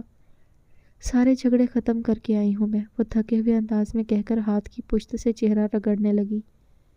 کیا مطلب؟ انہوں نے ڈر کر اسے دیکھا۔ کوئی مطلب نہیں، میں وہاں واپس نہیں جاؤں گی، اس نے پرعزم طریقے سے انہیں جتایا۔ فضول اہم کانہ باتیں مت کرو، کیوں دشمن ہو رہی ہو اپنی؟ ہوا کیا ہے، کچھ بتاؤ گی مجھے؟ وہ بھڑک کر بولیں۔ مجھ پر غصہ مت ہو، میرا اپنا دماغ خراب ہو چکا ہے، وہ تلخی سے کہتی اٹھنے لگی۔ یہاں بیٹھو اور پوری بات بتاؤ مجھے، انہوں نے اس کا ہاتھ کھینچ کر اسے دوبارہ بٹھایا۔ ابا آئیں گے تو پتہ چل ہی جائے گا، اس نے انہیں ٹالا اور باہر صحن میں نکل آئی۔ کیا تھا وہ شخص؟ دھوکے بازی کی آخر، یا وہ خود بے وقوفی کا مجسمہ تھی؟ کتنی آسانی سے وہ اسے بے وقوف بنا گیا تھا۔ وہ نوفل صدیق جو اس کا دیوانہ تھا، کس موڑ پہ آ کر اس نے اسے دھوکہ دیا تھا؟ اسے یقین نہیں ہو رہا تھا وہ 1.5 ماہ سے اسے کس قدر خوبصورتی سے اپنے فریب میں لیے ہوئے تھا، اپنی محبت کے دھوکے میں اسے گرفتار کیے۔ وہ اس کی بے خبری پر کتنا ہنسا ہوگا، اسے رہ رہ کر اپنی لا علمی کا دکھ ہو رہا تھا۔ اسے یہ بات کس قدر تڑپا رہی تھی کہ آخر اس نے ایسا کیوں کیا تھا؟ کیا وجہ تھی اتنی لمبی چوڑی پلاننگ کی؟ کیوں کھیلا اس نے ستارہ کے ساتھ بدصورتی کا کھیل؟ जिसका ना कोई मकसद था, ना वजह और ना ही सबब। कब से वो उसे पागल बना रहा था, उस पहली फ़ोन कॉल से, और क्यों? इसके आगे इतने सवालिया निशान थे कि वो सोच सोच कर थक गई। उसे वो सब याद आ रहा था। नौफिल की पहली फ़ोन कॉल, उससे हमदर्दी, बढ़ती हुई दोस्ती, और उसके नतीजे में सितारा का उसकी तरफ झुकाव, और फिर नौफिल का वो इंकशाफ, अपनी बदसूरती का कम्प्लेक्स, और सितारा की हमदर्दियाँ, उसका मिलने पर इसरार और नौफिल का इनकार। आखिर महरोज़ कमाल के इल्म में सब आना, और फिर आगे की कहानी एक मुसलसल जिगसा पजल थी। उसे इस हट में रखने वाला कौन था, और फिर वो ड्रामाई फरार, आखिर क्या चक्कर था? अब जब तक वो खुद उसे ना बताता, वो कतई तौर पर नहीं जान सकती थी कि ये आखिर क्या घन चक्कर था, क्या जिगसा पजल था, और जो आयशा आपी से मिला वो कौन था? उसे यकदम याद आया तो वो उछल पड़ी। मेरे अल्लाह, वो तो नेकरू था। वो याद करके शॉक्ड रह गई। ओ, तो इसका मतलब वो सब प्री प्लान था। वो शख्स कोई और था। उसका सर चकराने लगा। ये सब करवाने वाला उस एक शख्स के सिवा और कौन हो सकता था? उसके हाथ कितने लंबे थे, इसका अंदाज़ा वो इतने मुख्तसर अरसे के दौरान भी कर चुकी थी। जितना रुपया उसके पास था और जितने मुख्तसर से अरसे में उसने अपनी एम्पायर खड़ी की थी, वो सितारा को यह समझाने के लिए काफ़ी था कि उस शख्स का असर और रसूख कहाँ तक था। वो सर पकड़कर बैठ गई। एक पेंडोरा बॉक्स खुल गया था और जिगसा पजल के टुकड़े मुंसलिक थे। ये सब कुछ उसकी वजह से हुआ है, यही जिम्मेदार है इसका, वो बुलंद आवाज़ में चिल्लाकर कह रहा था। उन्होंने बेबसी से अपने दोनों बेटों को देखा। मैंने कुछ नहीं किया, तुम खुद जिम्मेदार हो इस सब के, वो दूबदू होकर उसकी तरह चिल्लाकर बोला था। तुम्हारी वजह से मेरी बीवी घर छोड़कर चली गई और तुम कहते हो कि तुम जिम्मेदार नहीं हो। वो इस बार दहाड़ा था, उसकी आंखों में खून उतरा था। तुम्हारा खुद का कसूर है, मुझे क्या पता तुमने कौन कौन से झूठ बोले हैं उससे, वो भी कहाँ से हार मानने वाला था। मैं तुम्हें शूट कर दूंगा, घटिया इंसान। नौफिल ने रिवॉल्वर निकाल लिया। अगली सुबह वो जागी तो परिंदे के उस पर की मानिंद हल्की फुल्की थी जो हवा में ऊंचा ही ऊंचा उड़ता चला जाए। उसने अपने साथ शाहबख्त को देखा और उसके लबों पर एक इत्मीनान भरी मुस्कुराहट आ गई। और मुगल हाउस में मौजूद लोगों में से कोई नहीं जान सकता था कि बज़ाहिर ये चट्टान की मानिंद अपने इरादों पर अटल नजर आने वाला और अपने गुस्से के सबब इस घर की बुनियाद तक हिला डालने वाला शाहबख्त उसके आगे किस कदर मोम हुआ था। कच्ची लकड़ी की मानिंद उसने जिस तरह चाहा वो मुड़ गया। वो बहुत देर तक उसे देखती रही। शाहबख्त इस घर का सबसे मुनफरिद और मुश्किल इंसान, ज़रूरी नहीं कि इंसान तक ही मुनफरिद हो, जब वो बहुत खूबसूरत हो या गैर मामूली खूबियों का मालिक हो। इस लिहाज से भी तो मुनफरिद हो सकता है ना कि उसकी सोच दूसरे की सोच से अलग हो। वो मुनफरिद था क्योंकि वो खालिस था। किसी को नीचा दिखाना कभी भी उसका मकसद नहीं रहा था। वो जल्दबाज था, जभी तो राह चलते कई झगड़े उसके गले पड़ जाते। वो मासूम था, जभी तो वकार के गले लगकर तड़पा था कि मैं ऐना के बगैर नहीं रह सकता। वो सादा मिजाज था, जभी तो किसी भी किस्म की दिखावे की शो ऑफ के खिलाफ था। वो पागल था, जभी तो किसी नतीजे की परवाह किए बगैर दोबारा से अलीना के कमरे में जा घुसा था। वो दिली तौर पर किसी फरिश्ते जैसा मासूम था, वरना अपनी वजाहत और खूबसूरती से बेखबर ना होता। बीसियों के हिसाब से खुद पर मरने वाली लड़कियों से इस कदर लापरवाह ना होता, और ना ही यूं अलीना के दर पे बैठा रहता। वो आला ज़र्फ था, वरना कोई और मर्द होता तो अलीना को यूं कभी ट्रीट ना करता, वो भी इस सूरत में जब वो इस बात से बखूबी आगाह था कि वो मुतअद्दिद बार उसे ठुकरा चुकी थी। और उस जगह कोई और मर्द होता तो लाजमन कोई इंतकामी मनसूबाबंदी करके उसे तकलीफ़ देता। जिस्मानी तकलीफ़ ना सही, लफ्ज़ों की मार तो ज़रूर मारता। मगर वो आम नहीं था, वो तो शाहबख्त था, सबसे मुख्तलिफ, सबसे ख़ास। मसब पापा का रंग फ़क हो गया। वो बेसाख्ता उस पर झपटे। पागल मत बनो, छोड़ो इसे। उन्होंने उसके हाथ से पिस्टल छीनना चाहा, मगर उसने धक्का देकर पापा को पीछे हटा दिया। आप दरमियान में मत आए पापा, आप पीछे हट जाएं। उसके तेवर खौफनाक थे। हाँ चलाओ गोली, मैं देखता हूँ तुम क्या करते हो। तुम्हारी इतनी हिम्मत ही नहीं कि तुम कुछ कर सको, तुम बस झूठ बोल सकते हो। मसब, तलाल ने दहाड़ कर कहा था। कौन से झूठ बोले हैं मैंने तुमसे? तुम बकवास करते हो, तुम खुद झूठे हो, धोखेबाज हो। जब भी तुम्हें सब एक जैसे लगते हैं, जैसे तुमने अपनी ज़िंदगी बर्बाद की वैसे ही बाकियों की भी करना चाहते हो। हाँ कर दूंगा बर्बाद, सब तबाह कर दूंगा। वो किसी भूखे भेड़िए की तरह गुर्राया था। इससे पहले कि तुम अपने मज़मूम मकासद में कामयाब हो, मैं तुम्हारा वजूद ही सफ़ाई हस्ती से मिटा दूंगा।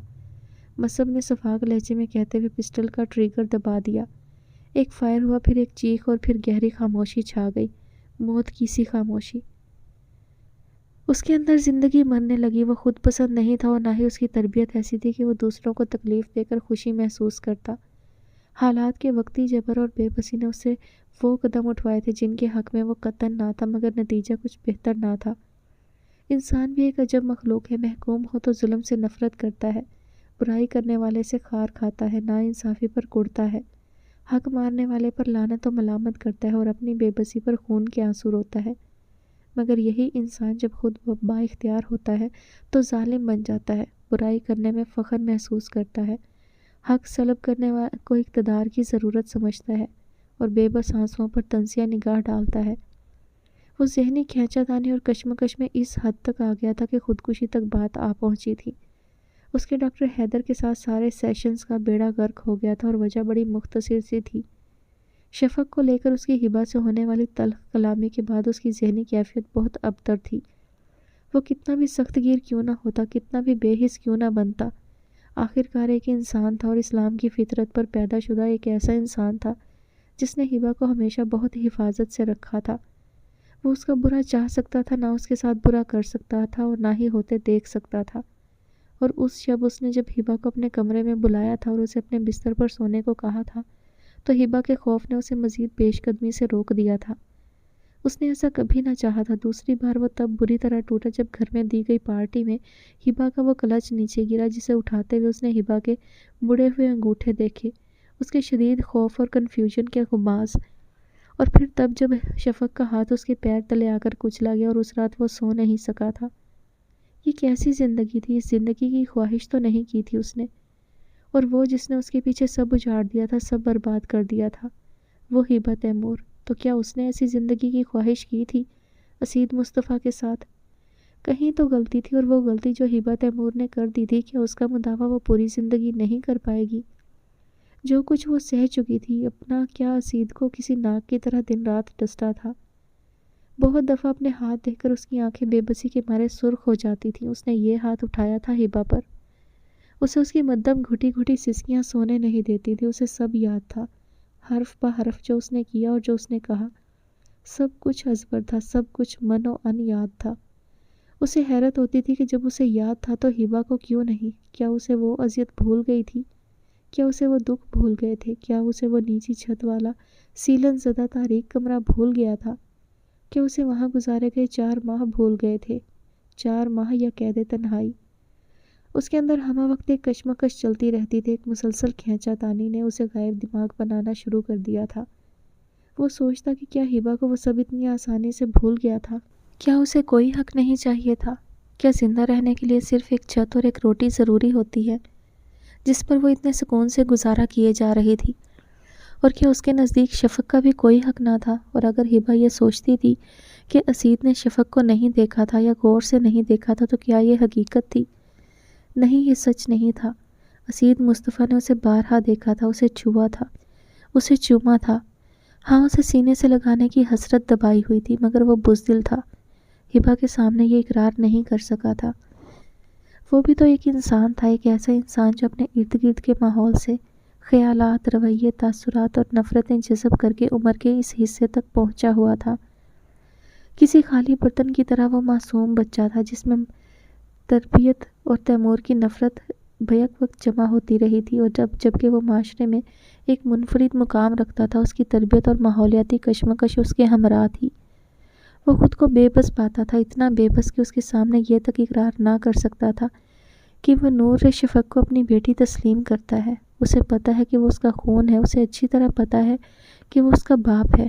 اسے اس سلسلے میں کسی قسم کی یقین دہانی کی ضرورت نہیں تھی، کوئی ثبوت نہیں چاہیے تھا۔ اسے اس بات پر اسی طرح یقین تھا جس طرح اللہ کے واحد ہونے پر۔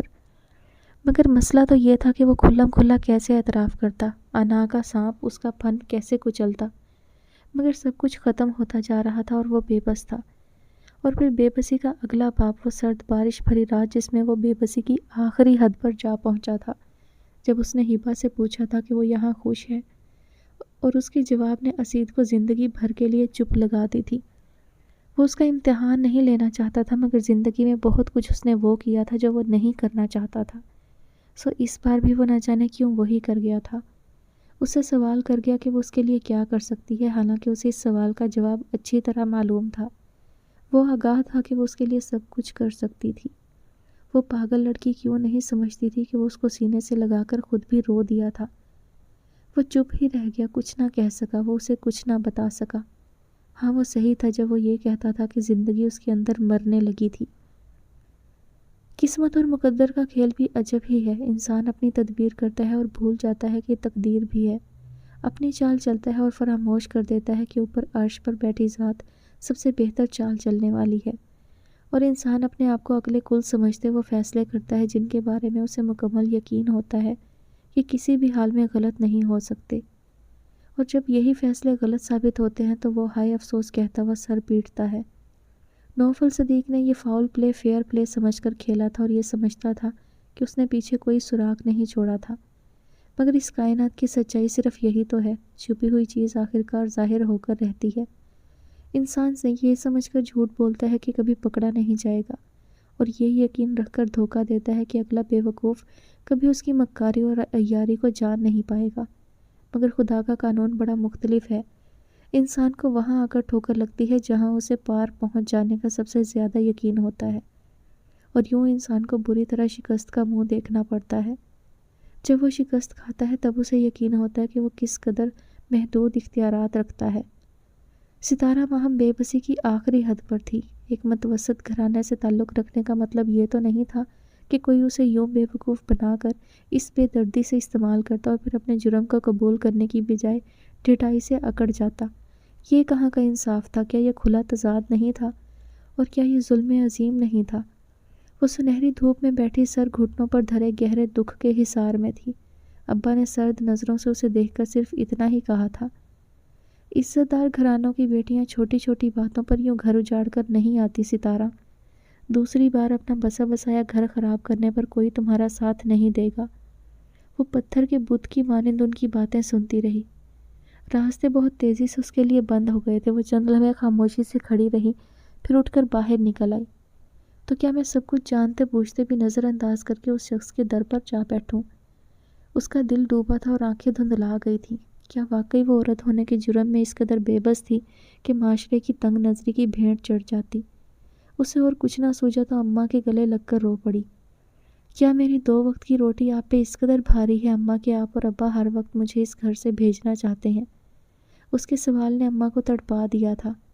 ایسی بات نہیں ہے تاری، تم جب تک چاہو رہو، مگر آخرکار تو تمہیں اپنے شوہر کے گھر ہی جانا ہے۔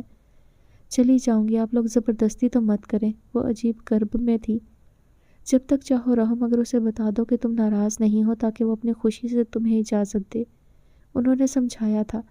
ستارہ نے سر ہلا دیا تھا بس، مگر سچ تو یہ تھا کہ وہ نہ اس شخص کی شکل دیکھنا چاہتی تھی، نہ اس کی آواز سننا چاہتی تھی۔ وہ اس سے دور کہیں چلی جانا چاہتی تھی، مگر یہ دنیا اس کے اصولوں اور خواہشات پر کب چلتی تھی؟ یہ دنیا تو اپنے طور طریقوں سے چلتی تھی اور وہ بے بس تھی۔ آج مغل ہاؤس میں ایک عجیب خوشی کا سما تھا۔ وہ سب لوگ ناشتے کی میز پر جمع تھے اور انتظار ہو رہا تھا اس حسین کپل کا جو ابھی تک ناشتے کی ٹیبل تک نہیں پہنچا تھا۔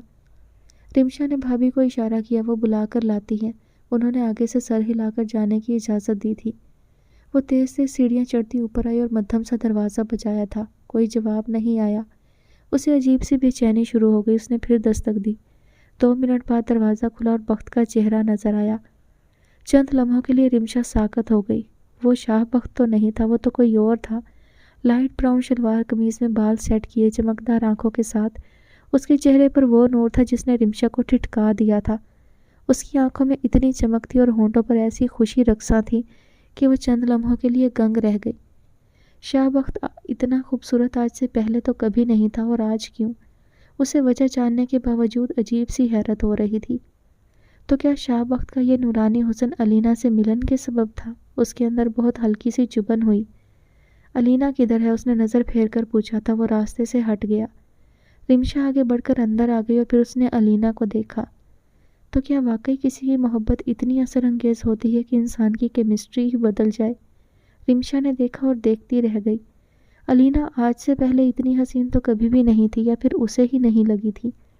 ہلکے گلابی ٹراؤزر اور گہرے رنگ کی شرٹ میں بالوں کی اونچی سی پونی ٹیل بنائے وہ مہکی کلی لگ رہی تھی۔ رمشا اسے دیکھتی رہ گئی۔ اس نے رمشا کو ایک عجیب بے نیازی سے دیکھا اور اٹھ کھڑی ہوئی۔ اینا چلے، شاہ بخت نے اسے دیکھتے ہوئے کچھ ایسے لہجے میں کہا جس میں خوشگواریت اپنے تمام تر رنگوں کے ساتھ نمایاں تھی۔ جی چلیں۔ وہ مسکرائی تو جیسے گلاب کھلے تھے۔ وہ دونوں ساتھ ساتھ باہر چلے گئے۔ رمشا کسی تھرڈ پرسن کی طرح وہیں کھڑی رہ گئی۔ شاہ بخت نے اس کا ننھا سا ہاتھ اپنے مضبوط ہاتھ میں لے لیا تھا۔ وہ دونوں سیڑھیاں اتر رہے تھے، ایک پرفیکٹ کپل، حیران کن میوچل انڈرسٹینڈنگ سے جھلکتا اعتماد، ایک ساتھ اٹھتے قدم اور چہروں پر پھیلا خوشی کا تاثر۔ مغل ہاؤس کی بنیادیں تک حیرت سے آنکھیں کھولے انہیں دیکھ رہی تھی، اور ڈائننگ ٹیبل پر بیٹھے افراد ان دو محبت زادوں کے احترام میں اٹھ کھڑے ہوئے تھے، کیونکہ آج وہ دونوں ایک مقدس رشتے میں بندھے ان کے سامنے تھے۔ تایا جان نے بخت کو سینے سے لگایا تھا اور اینا کے سر پر ہاتھ پھیرا تھا، جبکہ وقار نے اینا کو پیار سے تھپک کر بخت کا ماتھا چوما تھا۔ آہستہ آہستہ سب مل کر بیٹھنے لگے۔ خوشگوار ماحول میں ناشتہ کیا گیا جس میں ان دونوں کو VIP ٹریٹمنٹ ملا۔ ایک عجیب سی اور قدرے حیران کن بات تھی، علینا کا غیر محسوس انداز میں شاہ بخت کی خالی پلیٹ میں اس کی پسند کے مطابق چیزیں رکھ رہی تھی، اور وہ ہلکی مسکراہٹ سے وقفے وقفے پیار بھری نگاہوں سے اسے دیکھ رہا تھا۔ دبی دبی ہنسی میں تقریباً سبھی یہ نوٹ کر رہے تھے۔ نیا جوڑا ہونے کی بنا پر سب کی نظریں ان پر ہی جمی تھیں۔ ناشتے کے بعد ولیمے کے فنکشن کی تیاری تھی جس میں تقریباً آدھے سے زیادہ شہر مدعو کیا گیا تھا۔ آج بخت کو دھیان آیا کہ طلال تو شادی پر کل آیا ہی نہ تھا۔ اسے تشویش ہوئی، ایسا تو قطعی طور پر ناممکن تھا کہ اسے یاد نہ رہا ہو۔ آخر وہ کیوں نہیں آیا؟ ایسا کون سا ضروری کام تھا اسے، اور وہ تھا کہاں؟ اس نے تشویش کے عالم میں فون اٹھا کر اس کا نمبر ملایا تو اس کا نمبر بند جا رہا تھا۔ بخت نے کچھ جھنجھلاہٹ سے کال ڈسکنیکٹ کی تھی اور اس کی لاپرواہی پر غصہ آیا تھا، مگر اسی وقت وقار نے اسے اپنی طرف متوجہ کیا تو اس کا دھیان بٹ گیا۔ خوش ہو؟ وہ اس کے ساتھ چلتے ہوئے قدرے اشتیاق سے دریافت کر رہے تھے۔ بہت، وہ ہنسا۔ کتنا؟ بے تحاشا۔ وہ بہت مطمئن اور پرسکون تھا۔ علینا نے ناراضگی کا اظہار تو نہیں کیا؟ انہوں نے تفکر سے دریافت کیا تھا۔ نہیں، زیادہ نہیں، وہ شرارت سے بولا۔ مطلب تھوڑا بہت کیا تھا، انہوں نے اگلوانا چاہا۔ شاہ بخت چلتے چلتے رک گیا تھا، پھر اس نے وقار کے کندھے پر ہاتھ رکھ کر نرمی سے کہنا شروع کیا۔ علینا ایک پہیلی لڑکی ہے، اسے سمجھنا آسان نہیں ہے۔ مجھے اس کے تاثرات نے اکثر کنفیوز کیا تھا، اور مجھے کل رات سے پہلے تک یہی لگتا رہا تھا کہ وہ شاید میری شکل بھی نہ دیکھنا پسند کرے، اور میں اپنی جگہ ٹھیک بھی ہوں، آخر اس کا رویہ ہی ایسا تھا۔ مگر کل رات اس نے بہت مختلف طریقے سے بیہیو کیا ہے، یوں جیسے وہ دل سے اپنی ہار تسلیم کر چکی ہو سکتا ہے اس نے بھی عام مشرقی لڑکیوں کی طرح سوچا ہو کہ چلو جو ہونا تھا وہ تو ہو گیا، اب چیخنے چلانے کا فائدہ۔ اس نے بھی اس چیز کو قبول کر لیا ہو جیسے زبین بھابھی نے کر لیا تھا، اور میں واقعی نہیں جانتا کہ اس کے دل میں کیا ہے۔ البتہ اس کا رویہ خاصا مثبت اور امید افزا ہے۔ بخت نے تفصیلاً اپنی ایماندارانہ رائے دی تھی۔ وقار نے سر ہلایا تھا، ان کے چہرے پر گہری سوچ کا عکس واضح تھا۔ ویسے یہ تو بتاؤ عباس کیسے مانا؟ وہ تو آنے پر آمادہ ہی نہیں تھا، تم نے کیسے منایا اسے؟ انہیں یاد آیا تو تجسس سے پوچھنے لگے۔ سیدھی سی ایک بات کہی تھی اسے کہ اگر اسے سالہ بن کے آنا ہے تو بھلے ہی مت آؤ، ہاں بھائی ہو تو ضرور آنا۔ وہ ہنستے ہوئے انہیں اپنا کارنامہ بتا رہا تھا۔ تو تم نے اسے بلیک میل کیا؟ وہ بھی ہنس پڑے۔ بالکل، تو اور کیا کرتا بھائی، اگر وہ بھی نہ آتا تو یہاں کون تھا؟ وہ اداس ہو کر کہہ رہا تھا۔ ایسے نہیں کرو یار، انہوں نے کاندھا تھپکا تھا۔ چہرے کی ڈیزائن ٹھیک کرو اور سنو، اب عباس کے ساتھ وہ پہلے والی بے تکلفی بھول جاؤ، کیونکہ اب تمہارا اس کے ساتھ دوہرا رشتہ ہوگا۔ وہ چاہے تمہارا دوست صحیح، مگر یہ کبھی مت بھولنا کہ وہ علینا کا بھائی ہے، اور بھائی بھی وہ جس نے اس شادی کو روکنے کی حتی الامکان کوشش کی ہے۔ وہ ہمیشہ تعصباتی نظریے کا شکار رہے گا۔ تمہیں اپنے ساتھ اس اپنے رویے سے ثابت کرنا ہے کہ تم بہترین انتخاب ہو علینا کے لیے۔ اس کے ساتھ ریزرو ہونے کو تو میں نہیں کہہ رہا، مگر پھر بھی کبھی اس کے سامنے علینا کی کوئی غلطی، کوئی خامی کا تذکرہ بھی تمہاری زبان تک نہ آئے۔ ہمیشہ اس کے ساتھ دوستانہ رویہ رکھنا، اور غلطی سے بھی کوئی بے وقوفی غصے میں مت کرنا، ورنہ انجام اچھا نہیں ہوگا۔ انہوں نے تفصیلاً اسے سمجھایا تھا، اور وہ سمجھنے والے انداز میں سر ہلاتا انہیں اتنا پیارا لگا کہ بے ساختہ انہوں نے اس کا سر تھپ تھپایا تھا۔ ہاں، زندگی واقعی اس کے اندر مرنے لگی تھی۔ وہ جب تک سروس میں مصروف رہتا تب تک اس کا دھیان بٹا رہتا تھا، مگر جتنی دیر وہ گھر رہتا جان سولی پر اٹکی رہتی تھی۔ دل سہما سہما سا رہتا، وہ ہر چیز سے بچنا چاہتا تھا، اس درد سے جو رگوں کو ہر پل چیرتا تھا، اور آنسو تو اندر ہی جم گئے تھے۔ ہاں، آنسو اس کے اندر برف ہو گئے تھے جب اس نے ہبا کو رات کو یوں اکثر جاگتے دیکھا اور روتے بھی۔ وہ سجدے میں گر کر جانے کیا مانگتی تھی، وہ لاعلم تھا۔ اس دن اس کے اندر جانے کتنے طوفان اٹھے جب شفق نے اپنے ننھے ننھے ہاتھوں سے اس کے کمرے کا دروازہ پیٹا تھا۔ ہاں، اس نے دستک دی تھی اسید کے دل کے دروازے پر، جہاں کئی سالوں سے جمی نفرت کی گرد نے کیواڑ زنگ آلود کر دیے تھے، مگر وہ دھیمی سی دستک اپنے اثر میں بڑی زوردار تھی۔ اس نے یہ زنگ آلود کیواڑوں کو کھلنے پر مجبور کر دیا تھا۔ جب اس نے ہبا کو خوفزدہ انداز میں شفق کو اٹھاتے دیکھا اور پھر یوں بلند آواز میں بولتے، اس کے اندر جیسے آتش فشاں پھٹنے لگے تھے۔ کیا وہ اتنا گرا ہوا انسان تھا کہ ہبا اس کی بیٹی کو یہ باور کراتی کہ یہ دروازہ کبھی نہیں کھلے گا؟ کیا وہ اس قدر رذیل تھا کہ اس کی بیٹی اس کی شناخت نہ لے پاتی؟ وہ کیا تھا آخر اس کی نظر میں؟ اسے اپنا وجود کیچڑ میں ڈھلا محسوس ہوا تھا۔ وہ خود پر قابو نہ رکھ سکا تھا اور بے ساختہ اس نے صاف صاف وہ غصہ ہبا پر اتار دیا۔ اس نے اس قدر روکھے اور تلخ لہجے میں کہا تھا کہ کوئی حق نہیں ہے کسی کا۔ ہاں، وہ کوئی حق نہیں دینا چاہتا تھا کسی کو۔ وہ کیوں دیتا کوئی حق، جب وہ اسے اپنے گھر میں رکھنے کے باوجود بھی سب سے برا تھا؟ جب وہ اس کے خیال میں اتنا برا شخص تھا تو وہ کیوں کرتا کچھ بھی؟ وہ جی بھر کے برا بننا چاہتا تھا۔ وہ اپنے اندر ٹوٹ گیا اور سب سے ہی نہیں، خود سے بھی روٹ گیا۔ وہ صحیح کہتا تھا، زندگی اس کے اندر مرنے لگی تھی۔ اس کے پاس اپنے کیے ہر عمل کا جواب موجود تھا، مگر وہ کسی کے سامنے جواب دہ نہیں ہونا چاہتا تھا۔ جب اس کے پاس جواب لینے کے سارے اختیارات تھے تو وہ کیوں دیتا کسی کو جواب؟ وہ اسی طرح اپنی جگہ رہ گیا، اپنے عہدے اور رتبے کے غرور میں ڈوبا اسید مصطفیٰ فخر کی سب سے بلند چوٹی پر کھڑا تھا، جہاں کوئی اس تک نہیں پہنچ سکتا تھا۔ وہ کسی کو اپنے قریب نہیں آنے دیتا تھا، اور جب اس نے اپنی داسی اپنی بیوی کو ہبا کو اس چوٹی کے ساتھ سر پٹکتے اور روتے دیکھا، تب بھی اس کے وجود میں کوئی انسانی حس نہیں جاگی۔ وہ اپنی بلندی سے نیچے نہیں آ سکتا تھا، اور جیسے پستی سے گزر کر اس نے یہ معزز مقام حاصل کیا تھا، وہ اپنے سامنے گزرتے انسانوں کو بھی اپنے سے حقیر، بے قیمت اور ارزاں سمجھتے سمجھتے خود کو فرعون بنا بیٹھا تھا۔ وہ اس چیز سے بے خبر تھا، انسان کا سب سے بڑا المیہ یہ ہے کہ انسان آخرکار وہی بن جاتا ہے جس سے وہ نفرت کرتا ہے۔ وہ تیمور سے نفرت کرتا تھا، مگر اختیارات جب اس کے حصے میں آئے تب اس نے بھی تیمور جیسا روپ دھار لیا۔ وہ تبدیلی لانے، کچھ منفرد کر دکھانے کے خواب صرف خواب ہی رہ گئے، اور اس کا کردار ایک مسلح سے بن کر ایک جابر اور ظالم کا بن گیا۔ وہ اسید کے نام کو ستارے کی مانند اپنی پیشانی پر سجانا چاہتی تھی، مگر سب کچھ غلط ہو گیا تھا۔ ہبا نے بھی تو اسی تقدیر کو رد کرتے ہوئے اسید کو اپنا بنانا چاہا تھا۔ وہ ستارہ تو کیا بنتا، خاک بن کر اس کے سر میں بکھرا اور اسے بھی خاک کر گیا۔ اس نے اپنا یقین کھویا تھا، اپنا وقار کھویا تھا، اسے اپنا نقصان بھولتا ہی نہ تھا۔ وہ کیسے فراموش کر دیتا کہ اس کا سب سے عزیز دوست، اس کا بھائی، اس کا ماموزاد اسد اس سے ناراض ہو گیا تھا۔ وہ دوبارہ کبھی اس سے ملنے کا روادار نہ تھا۔ اس کے لیے تو یہ دکھ اور صدمے کی آخر تھی۔ وہ اس نقصان کو کیسے بھولتا؟ اس کی مثال اس شخص جیسی تھی جو قافلے کے آخر میں رہ جائے اور اپنا اکیلا رہ جانے کو محسوس کر کے بدحواس ہو کر ادھر ادھر بھاگے اور کوئی راستہ نہ پا کر پاگلوں کی طرح چلانا شروع کر دے۔ وہ بھی مدد مدد کرتا روتا رہ گیا، اور خالی ہاتھ رہ کر اسے احساس ہوا کہ یہ کتنا برا تھا اور کس قدر ذلت آمیز۔ وجہ صرف اور صرف وہ لڑکی تھی۔ اسے اپنا دکھ کیسے بھولتا؟ وہ لڑکی اس کے نقصان کی ذمہ دار تھی۔ اس کا مسیحا، اس کا دوست، اس کا اسد اسے برا سمجھتا تھا۔ کتنا بڑا نقصان تھا یہ، وہ کبھی نہیں بھول سکتا تھا۔ اور وہ بھولتا بھی کیسے؟ وہ دوبارہ کبھی اسد سے نہیں مل پایا تھا۔ وہ اسے بری طرح یاد کرتا تھا، وہ اس سے ملنا چاہتا تھا، اسے اپنے دکھ سنانا چاہتا تھا، مگر اسد کہاں تھا؟ وہ کہاں کھو گیا تھا؟ وہ ہاسپٹلائز تھا۔ ڈاکٹرز کا کہنا تھا کہ اسے 24 گھنٹوں تک انڈر آبزرویشن رکھا جانا تھا۔ گولی جس زاویے سے اس کے کندھے کو لگی تھی، خون بہت بہہ چکا تھا۔ پر وقت ہاسپٹل لائے جانے کے باوجود بھی اس کی جان خطرے میں تھی۔ صدیق شاہ کا دکھ اور غم بے کنار تھا۔ ان کے دونوں بیٹے ایک دوسرے کی جان کے دشمن بن گئے تھے، اور وجہ ان کی آنکھیں ماضی کے دریچوں میں جھانک رہی تھیں۔ شاہ لاج کے اکلوتے بیٹے صدیق شاہ کو محبت ہوئی بھی تو کس سے؟ ایک نیگرو لڑکی سے جو لندن میں ان کی کلاس فیلو تھی۔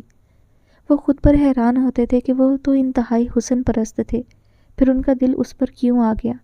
بہت غور و فکر کرنے کے بعد وہ جان پائے یہ اس کے کردار اور رویے کی خوبصورتی تھی جو ان کے دل میں کھپ گئی تھی۔ وہ اس سے شادی کرنا چاہتے تھے، مگر بدقسمتی سے وہ راضی نہ ہوئی۔ انہوں نے منتیں کر چھوڑی، مگر اس کی نا کو ہاں میں تبدیل نہ کروا سکے۔ ذرا اصرار کر کے وجہ پوچھی تو عقدہ کھلا کہ اسے نیگرس ہونے کا کمپلیکس تھا۔ وہ سر پیٹ کر رہ گئے، بھلا یہ بھی کوئی وجہ تھی جس پر وہ سوال اٹھا سکتی؟ انہیں جی بھر کے غصہ آیا، وہ اسے ہر قیمت پر منانا چاہتے تھے۔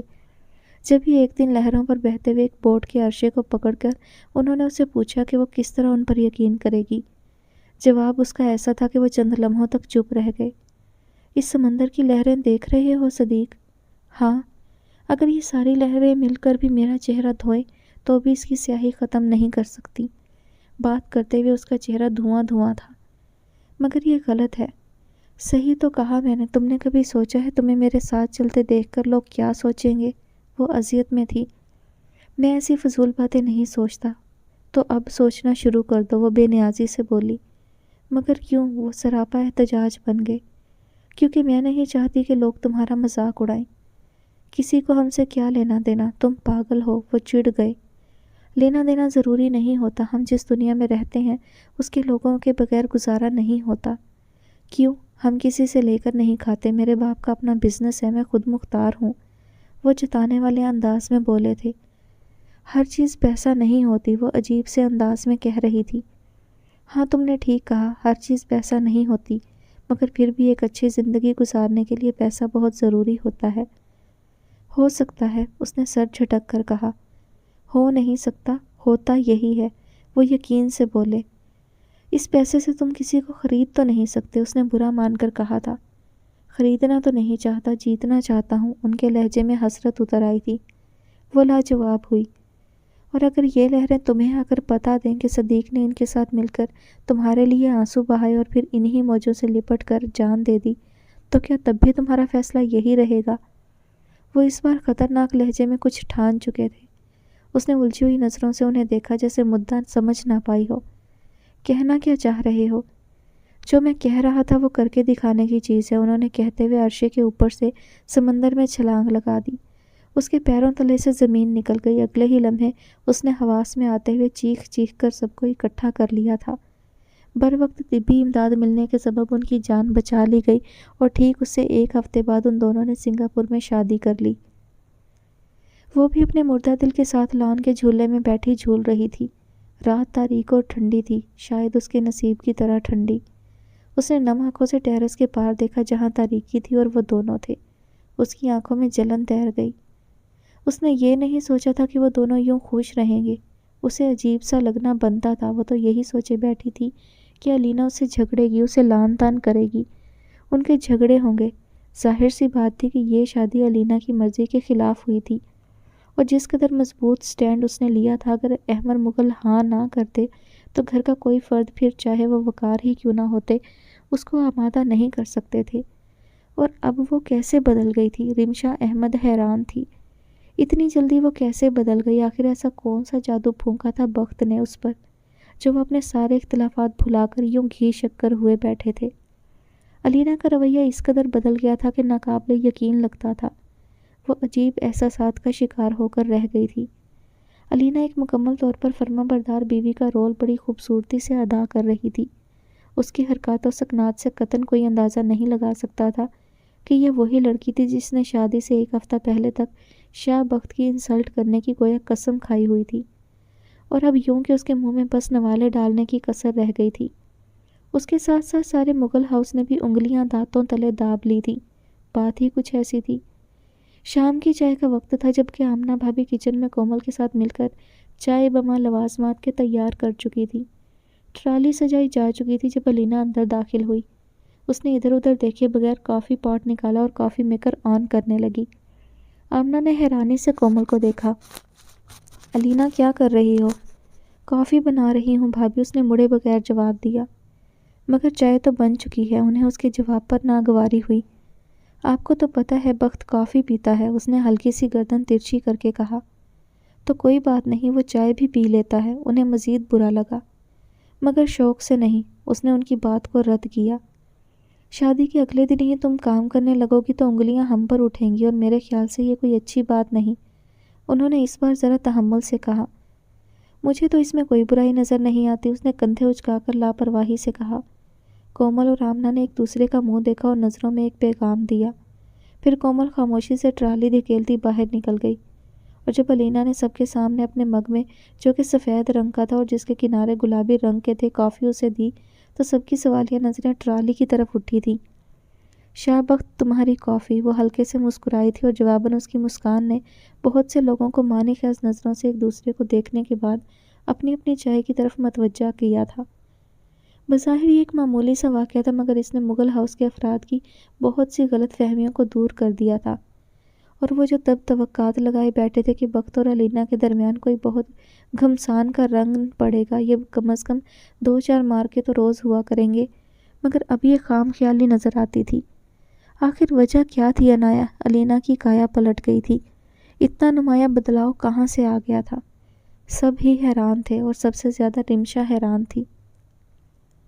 آج پھر اس کی طلبی ہوئی تھی، آج پھر عدالت لگنی تھی، آج پھر اسے اس کے گناہوں کی فہرست سنائی جانے والی تھی، آج پھر احتساب کا دن تھا۔ وہ ہمیشہ کی طرح اپنے بستر پر نیم دراز تھا۔ آج اس نے اسے بیٹھنے کی آفر نہیں کی تھی۔ اسد سے تمہاری آخری بار ملاقات کب ہوئی تھی؟ چند لمحوں کی خاموشی کے بعد اس نے پہلا سوال کیا تھا۔ وہ حیران ہوئی، اس نے اسد کے متعلق کبھی بات نہیں کی تھی۔ شفق کی پیدائش پر۔ کچھ دیر سوچنے کے بعد اس نے کہا، شفق؟ وہ چند لمحوں کے لیے ساکت رہ گیا۔ تو اس کی بیٹی کا نام شفق تھا، اسے آج پتہ چلا تھا، اس کے اندر کوئی چیز گلگلائی تھی۔ وہ اسے یاد آیا، اسے اسد کا فون آیا تھا، اس کے الفاظ اسے اچھی طرح ازبر تھے۔ کیا بات ہوئی تھی؟ اس نے خود کو سنبھال کر پوچھا۔ میری تو کوئی بات نہیں ہوئی، ماما پاپا کو ہی دی تھی مبارکباد، وہ اسی طرح بنا جھجکے بتا رہی تھی۔ اور اس کے بعد؟ وہ کچھ سوچ کر بولا، نہیں اس کے بعد تو نہیں ہوئی۔ تمہاری اسد سے آخری بار کیا بات ہوئی تھی؟ ہبا کے اندر ایک سرد لہر اتری تھی، اسے اسد کے ساتھ اپنی آخری بات چیت اچھی طرح یاد تھی، مگر وہ اسید کو کیسے بتائے؟ مسئلہ تو یہ تھا کہ وہ گفتگو کا موضوع اور پھر اسد کا رد عمل اسے اچھی طرح یاد تھا۔ اس نے اسی وقت ایک فیصلہ کیا تھا کہ وہ اسے کسی قیمت پر نہیں بتائے گی کہ اس کی اسد سے آخری بات کیا تھی، کیونکہ اس کے بعد جو وہ اس کا حشر کرتا وہ بھی یقیناً یادگار ہی ہونا تھا۔ مجھے یاد نہیں، اس نے صاف انکار کر دیا۔ اسید نے شک سے اسے گھورا، اس نے بھویں اچکا کر اسے دیکھا۔ جی، اس نے گھبرا کر سر نیچے گرا کر کہا تھا۔ ایک بار یاد تو کرو ذرا، اس نے سرسراتے ہوئے لہجے میں کہا تھا۔ مجھے کچھ یاد نہیں، اس نے آنکھیں میچ کر نفی میں سر ہلایا تھا۔ کرو نہ یاد، اس نے عجیب سا اصرار کیا تھا مگر لہجہ بہت عجیب تھا، دھمکاتا ہوا، کچھ باور کرواتا ہوا کہ ہبا تیمور کسی بھول میں مت رہنا کہ تمہیں بخش دوں گا، میں تمہاری ہڈیاں توڑ کر بھی اگلوا لوں گا۔ ہبا نے اس لہجے کی ہر پرت کو جان لیا تھا، سمجھ لیا تھا۔ وہ اپنے آپ میں سمٹ گئی، جیسے نہ چاہتے ہوئے بھی خود کو چھپانا چاہتی تھی، غائب ہو جانا چاہتی تھی۔ وہ اب اٹھ کر اس کے مقابل آ گیا تھا۔ کیا بات ہے ہبا؟ ایسا کیسے ہو سکتا ہے کوئی بات میرے متعلق ہو اور تمہیں بھول جائے؟ اس نے بڑے یقین سے مضحکہ اڑایا تھا۔ ہبا نے ایک قدم پیچھے ہٹتے ہوئے اسے دیکھا۔ میں نے کہا نا مجھے نہیں یاد کچھ بھی۔ وہ وحشت زدہ سی ہو گئی۔ اسید نے دونوں ہاتھوں سے اس کا چہرہ تھام لیا تھا۔ مگر میں جاننا چاہتا ہوں کہ تمہاری اس سے کیا بات ہوئی تھی۔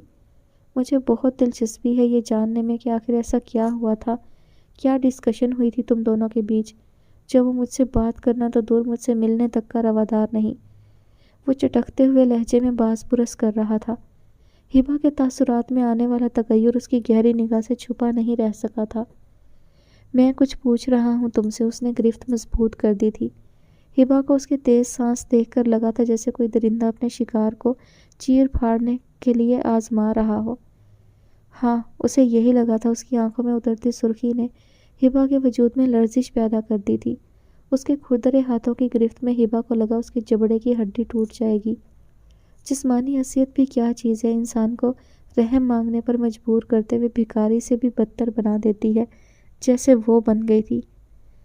میں بتاتی ہوں، وہ سسک کر بولی تو اسید نے شدید نفرت سے اسے چھوڑتے ہوئے پیچھے کو دھکا دیا تھا۔ وہ لڑکھڑا کر کارپیٹ پر گر گئی۔ اس نے ایک غلیظ گالی دی تھی۔ ہبا کے کانوں کے پردے پھٹ گئے۔ اسے پتا تھا اب جو بھی ہو وہ کم ہے، وہ اس کا حشر کرے گا۔ جب ہی اس نے سزائے موت کے قیدی کی مانند اپنے جرم کا اعتراف کرتے ہوئے اسے ساری بات بتا دی تھی کہ کس طرح اسد گھر آیا اور اس نے ہبا سے دریافت کیا تھا کہ ہبا اور ان دونوں کا کیا جھگڑا تھا۔ ہبا کے ٹالنے پر وہ بھڑک اٹھا اور اصل بات جاننے پر اصرار کیا تھا۔ تبھی ہبا نے اسے سب کچھ بتا دیا کہ اسید نے اس پر ہاتھ اٹھایا تھا، جس پر اسد کی حیرانی اور تب اس نے ثبوت کے طور پر اپنے زخموں کے نشان دکھائے تھے۔ اور جب وہ یہ سب سنا رہی تھی تو اسید کے چہرے پر پھیلتے پتھریلے تاثرات سے اسے اس کے انجام کا پتہ دے رہے تھے۔ وہ چپ ہو گئی تھی اور اسید جامد، تم نے ایسا کیوں کیا ہبا؟ تم نے اسد کو مجھ سے کیوں چھینا؟ وہ اس کے پاس بیٹھ کر بے بسی اور کرب سے بولا تھا۔ میں نے نہیں چھینا، میں نے کچھ بھی نہیں کیا، مجھے کچھ نہیں پتا۔ وہ سر گھٹنوں میں دے کر ہذیانی انداز میں چلا رہی تھی۔ میں نے کب یہ سب چاہا تھا؟ میں نے تو آپ کی چاہ کی تھی، ان قدموں کی کہ یہ میرے ساتھ چلیں، دور تک، راستے کی اختتام تک۔ میں نے تو ان ہاتھوں کی چاہ کی تھی کہ یہ میری رہنمائی کریں، مجھے اپنے ساتھ محبت کی دنیا میں لے جائیں۔ ہاں، میں نے جسم کی چاہ کی تھی، مجھے آپ کے خوبصورت وجود سے پیار تھا، آپ کی آنکھوں سے محبت کی تھی کہ ان میں مجھے نور نظر آتا تھا۔ میں نے ان ہونٹوں سے محبت کی تھی جو مجھے دیکھ کر مسکراتے تھے۔ میں نے اس خوبصورت جسم کے اندر موجود اس دل سے عشق کیا تھا جو بہت خاص تھا۔ مگر میرے حصے میں کیا آیا؟ ساری دنیا کو اکٹھا کریں تاکہ سب دیکھ لیں کہ ہبا تیمور کا انجام کیا ہوا۔ جن قدموں نے مجھے منزل تک لے کے جانا تھا ان سے بس ٹھوکریں میرا مقدر بنی۔ جن ہاتھوں نے میری رہنمائی کرنا تھی انہوں نے مجھے ذلت کی کھائی میں پھینک دیا۔ جن آنکھوں میں مجھے اپنے لیے خوشی، نور اور انس نظر آتا تھا وہاں اب صرف میرے لیے حقارت اور نفرت ہے۔ جن لبوں پر کبھی خلوص ہمدردی اور پیار کے نغمے تھے اب وہاں صرف نفرت، تذلیل اور غلیظ گالیاں ہیں اور بس۔ اس گھر میں رکھوالی کرنے والے کتے ہیں جنہیں ہفتے میں کئی بار اب نرمی سے سہلاتے ہیں، ان کی خوراک کے بارے میں دریافت کرتے ہیں۔ خدا کی قسم وہ بھی مجھ سے بہتر ہے، مجھے تو ایک درہم بھری نظر تک نصیب نہیں ہے۔